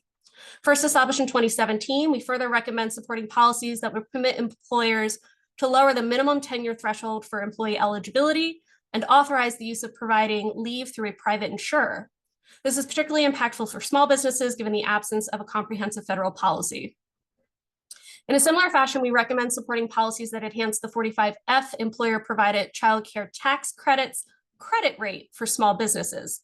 In other words, increase the value of the credit for small business at a lower rate of eligible expenses. Concurrently, supporting policies that would index workers' support to inflation, such as the Child Independent Care Tax Credit, is also encouraged. We further recommend supporting policies in the paid family leave and childcare space that would support the harmonization of state policies. This is particularly relevant in the paid leave space, where the landscape is rapidly evolving, creating new challenges for multi-state employers that are struggling to comply with the multiple uncoordinated laws across the country. Lastly, we encourage the designation of an individual or team within SBA to support childcare providers and make recommendations to address the challenges faced by the for-profit childcare providers. Supporting state and federal policies, such as those laid out here today, could prove hugely impactful to an industry almost entirely led and supported by women, and one which most directly impacts women. Thank you again for allowing me this opportunity to speak with you today, and I'm happy to answer any questions as time permits or to follow up later. Thank you so much, Brittany. Anyone have questions, thoughts, comments? We're policy wonks, so if we get into a conversation, it'll last for another 3 hours on just like one subject. Doesn't look like there are any questions or thoughts from my fellow council members, but you'll be seeing us again very soon, Brittany. We heard from Klassi Duncan earlier. She is back to share a little bit more on behalf of the Association of Women's Business Centers. Thank you so much, Samantha. Thank you all for the opportunity. As most of you know, the Association of Women's Business Centers is a national nonprofit organization founded in 1998. We work to secure economic justice and entrepreneurial opportunities for women by supporting and sustaining a national network of over 150 women's business centers. So our work is centered around advocating for, engaging, and supporting our network of WBCs. And so I'm honored to serve as the chair of the board of directors, and really wanted to highlight a couple of things as we talk about policy and program recommendations to advance women's entrepreneurship. I want to start with a reauthorization. It's been over 25 years since the WBC program has been authorized. We are looking to increase or remove the cap on individual center grants to $300,000 from the current $150,000, which most of you know about. We also want to establish an accreditation program to strengthen our women's business centers. We also want to eliminate unnecessary reporting requirements, and this is a huge one for the funds that are raised above the federal match. And so it's really about the reauthorization, but also the modernization of the WBC program.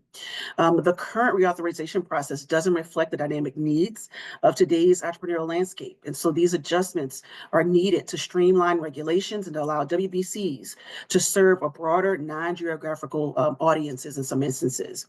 And so we're looking for clearer pathways to expand our services, allowing high-performing centers to serve beyond our traditional catchment areas. And so this is a big one. And again, that's included in our request and approach for reauthorization. The second thing that I want to focus on today is appropriations. And so we are looking and want, to increase funding to $30 million for the program. But it's not just about the funding. It's really that, this funding that we received is used efficiently. And so our current funding levels, what we know to be true in our daily operations is sufficient for the increased demands for our WBCs. Of course, you all have seen the data, you know the data. We have seen an increase in the number of WBCs women-owned businesses across the country. And so many of our WBCs are unable to effectively support our communities, again, because we're oversubscribed. And so we're looking at options like considering tiered funding models where there are high-performing centers can get additional resources to expand operations. We're looking at pilot programs to really focus in on targeted and specialized programs in AI, international trade, childcare, federal government contracting. Again, we want to make sure that we understand that the funding is important, but also making sure that there's an effective and efficient use of those funds, making sure that our centers can grow and expand both locally and nationally is important to us. And again, we're looking at adequate and sustained funding, and we want to make sure that our WBCs are able to meet the demands that are currently on the table across the country. Everybody's talked about it today. Data, data, data.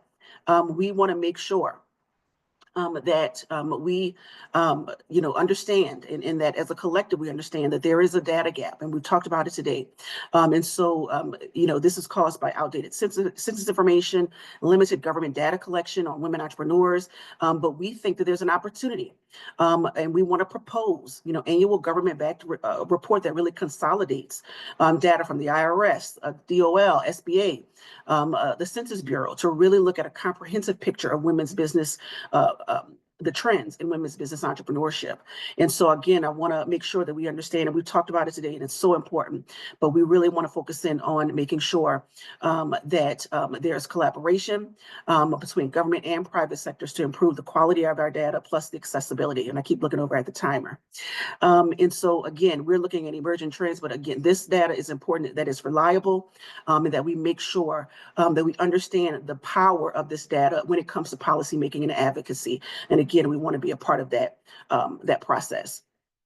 Also, we talked about it today, childcare, making sure that, and so many of you have talked about it, but this two-pronged approach to the childcare issue, it's really about making sure that we understand that it can be a barrier to those women entrepreneurs, right, that are looking to expand their businesses, but can't do that because they have inadequate access to childcare.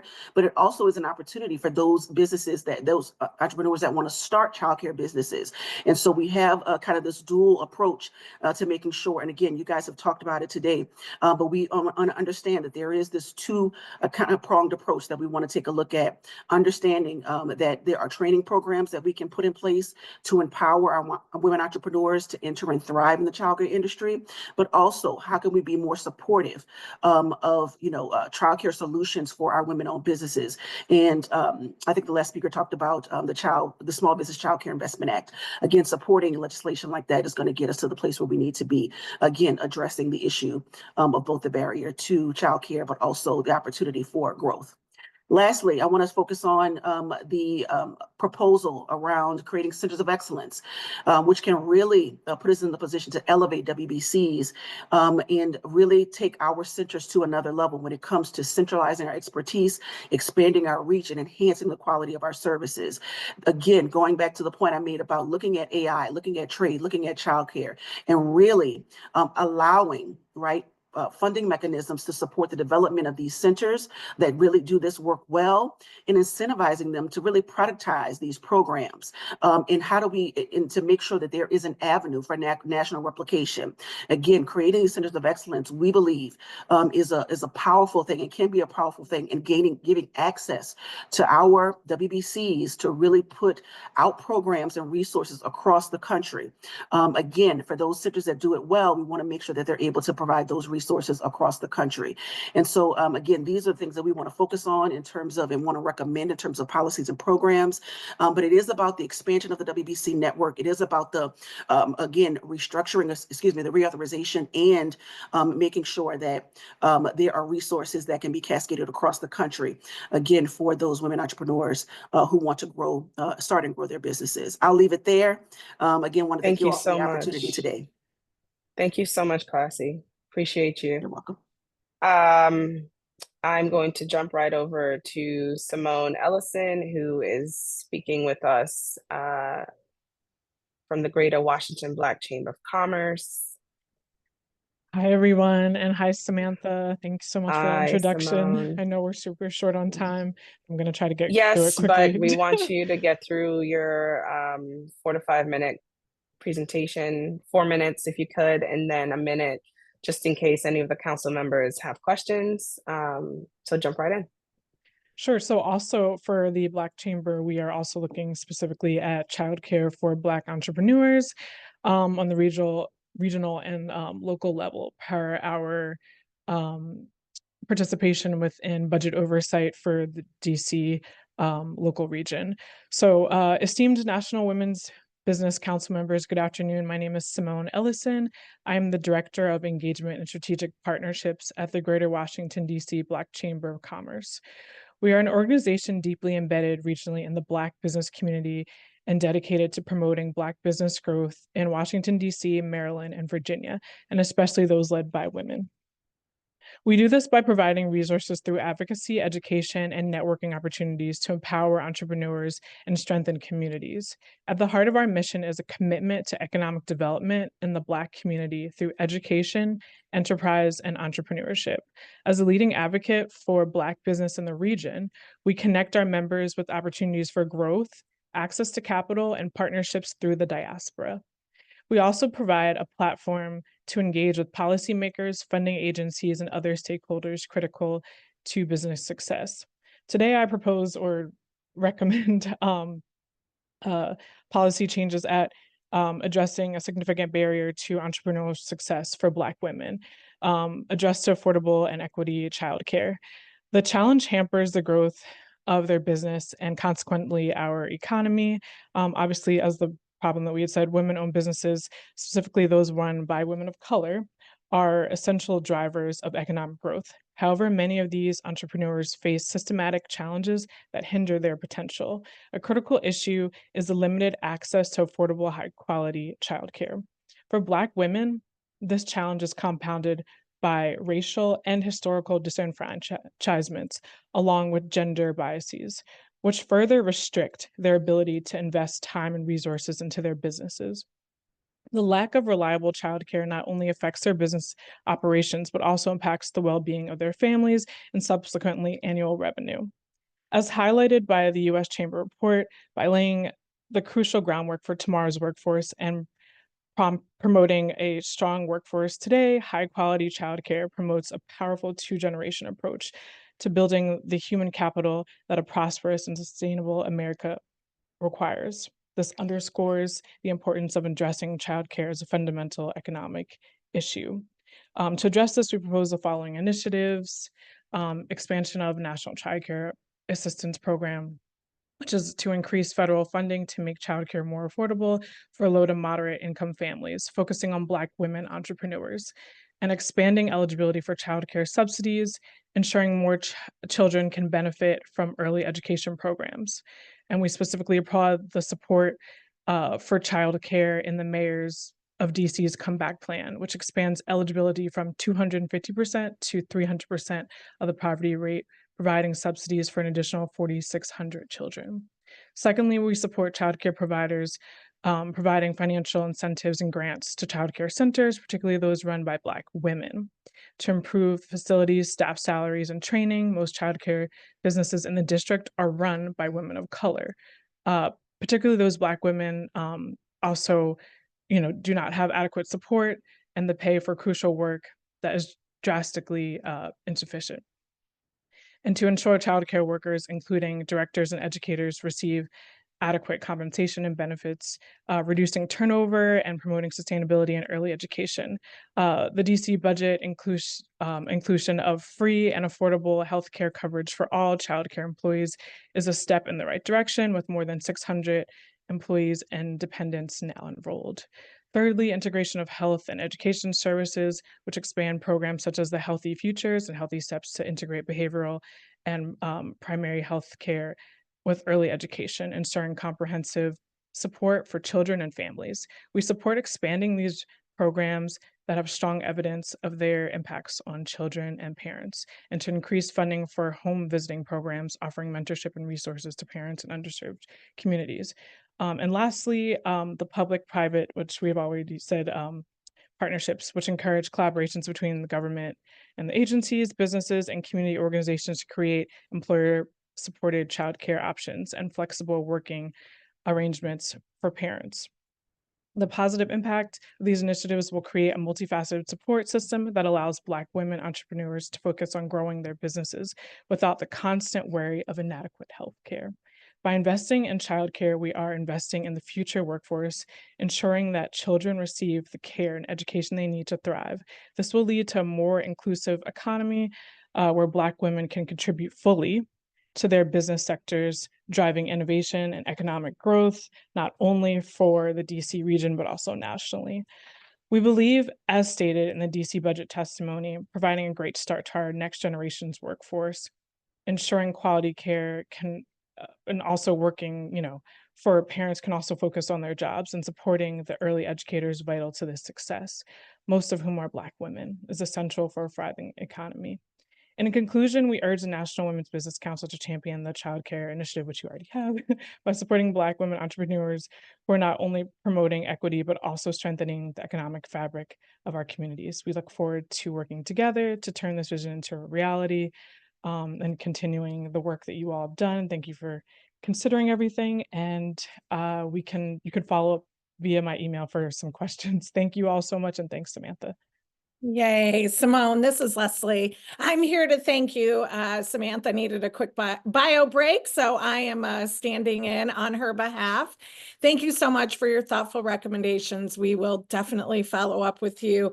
And in the spirit of keeping us moving as we are slightly over time, I am going to welcome Molly Gimmel from NAWBO, who is going to be our final presenter. And after that, we'll open up the space for some public comment, do a wrap up, and send everyone on their way. So Molly, if you are ready, without further ado, I hand the stage to you.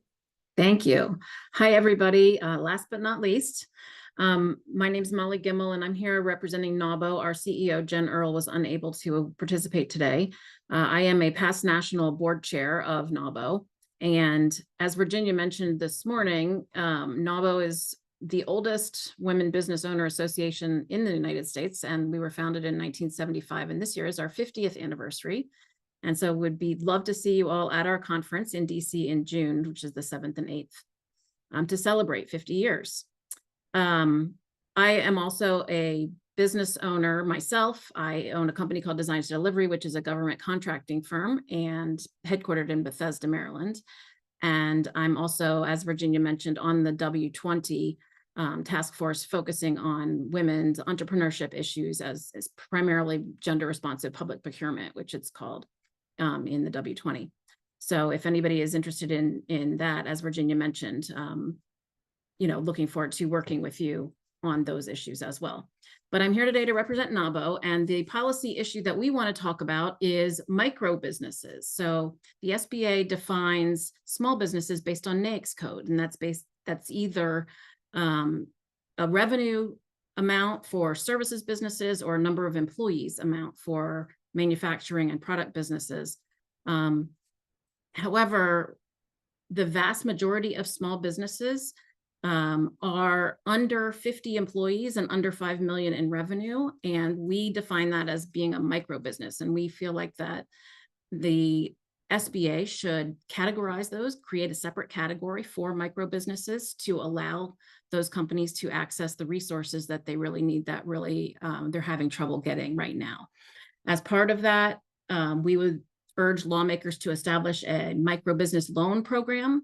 Alexis earlier talked about policies to incentivize banks to do more small dollar lending, which would be under $100,000, which is what we would also recommend, that this micro business loan program offer or provide support of loans up to $100,000 for micro businesses, which would empower them to invest in growth and innovation.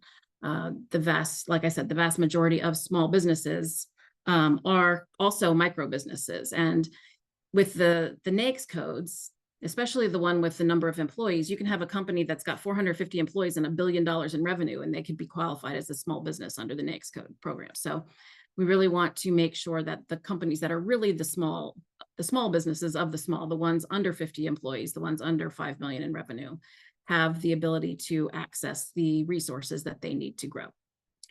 And I'm happy to take any questions. Amazing. Thank you, Molly. Samantha's back. Yay. I'm going to do a quick scan. I don't see any hands. I will say I agree with your perspective on the micro business category. Been spending a lot of time researching the lack of employer firms in the U.S. and the sort of drag on the economy. And I think this is one policy that could move us in a different direction. So thank you for that. Being mindful of time and that we are over. I will thank you and commit to follow up with you. We love having Jen on the council with us now and look forward to celebrating 50 years and doing all of these other magical things with you. So thank you very much. And to all of the other presenters, I want to thank you. I also want to thank all of our guest speakers, panelists, and all of my council members who I cherish deeply and am sad to not be in physical space with, but happy to have shared this virtual space. To our chair, Seema, our fearless executive director today, and her entire team at NWBC, thank you. You can see from our conversations that your presence and voice are vital to the national conversations around fueling economic growth through women's entrepreneurship. And we want to conclude today's meeting by asking any members of the audience to share your experiences, comments, questions relevant to the policies we've submitted here. And if you can do so by either popping in to the Q&A or just raising your hand. If I can see you, let me see. Don't know that I'm going to be able to see you. I'm going to look in the Q&A.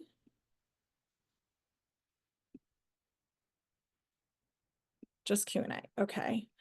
I'm looking at Q&A and I don't see any questions, but I'll keep that open for a moment in case anyone has anything to say. We want to make sure we lift your voices into this vibrant and robust conversation before we wrap up.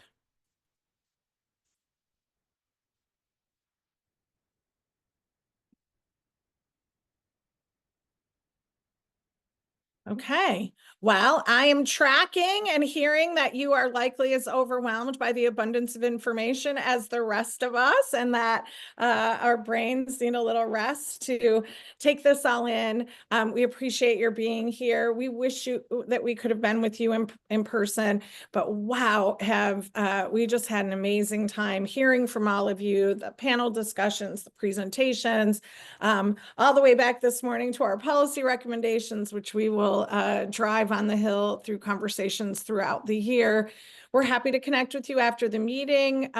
You can email us, check us out on social media, follow our website.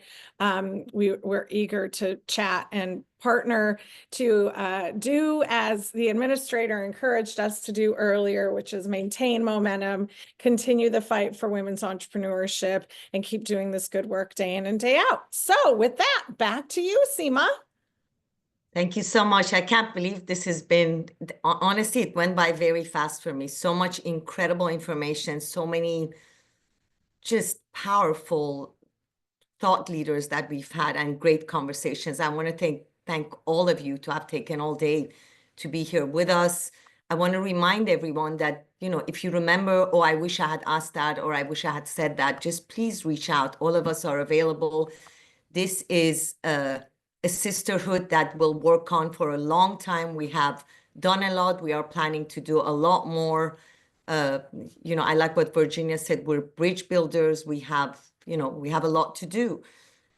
Just know that everything that we've heard today is going to go back to many, many more subcommittee meetings, and it's going to help us with the policy recommendations that we're going to work on for next year. So just continue to share your thoughts, follow us on all our social media, sign up on our Instagram, and then just share our 2024 annual reports. We want to make sure that everybody has that. And looking forward, we were discussing this, we're going to do more engagements to make sure throughout the year we do more gatherings to be discussing the same alignment of issues that we're all looking at. I want to thank my incredible council members who are just dedicated, passionate, amazing women. Tene Dawson, our executive director, Erin, Riley, Ariana, who have made all of this possible. And just wishing you all a great evening and a productive and successful happy 2025. With gratitude to all of you, this meeting is officially adjourned. Thank you, Seema. Thanks, everyone. Thanks, everyone. Thanks, everybody.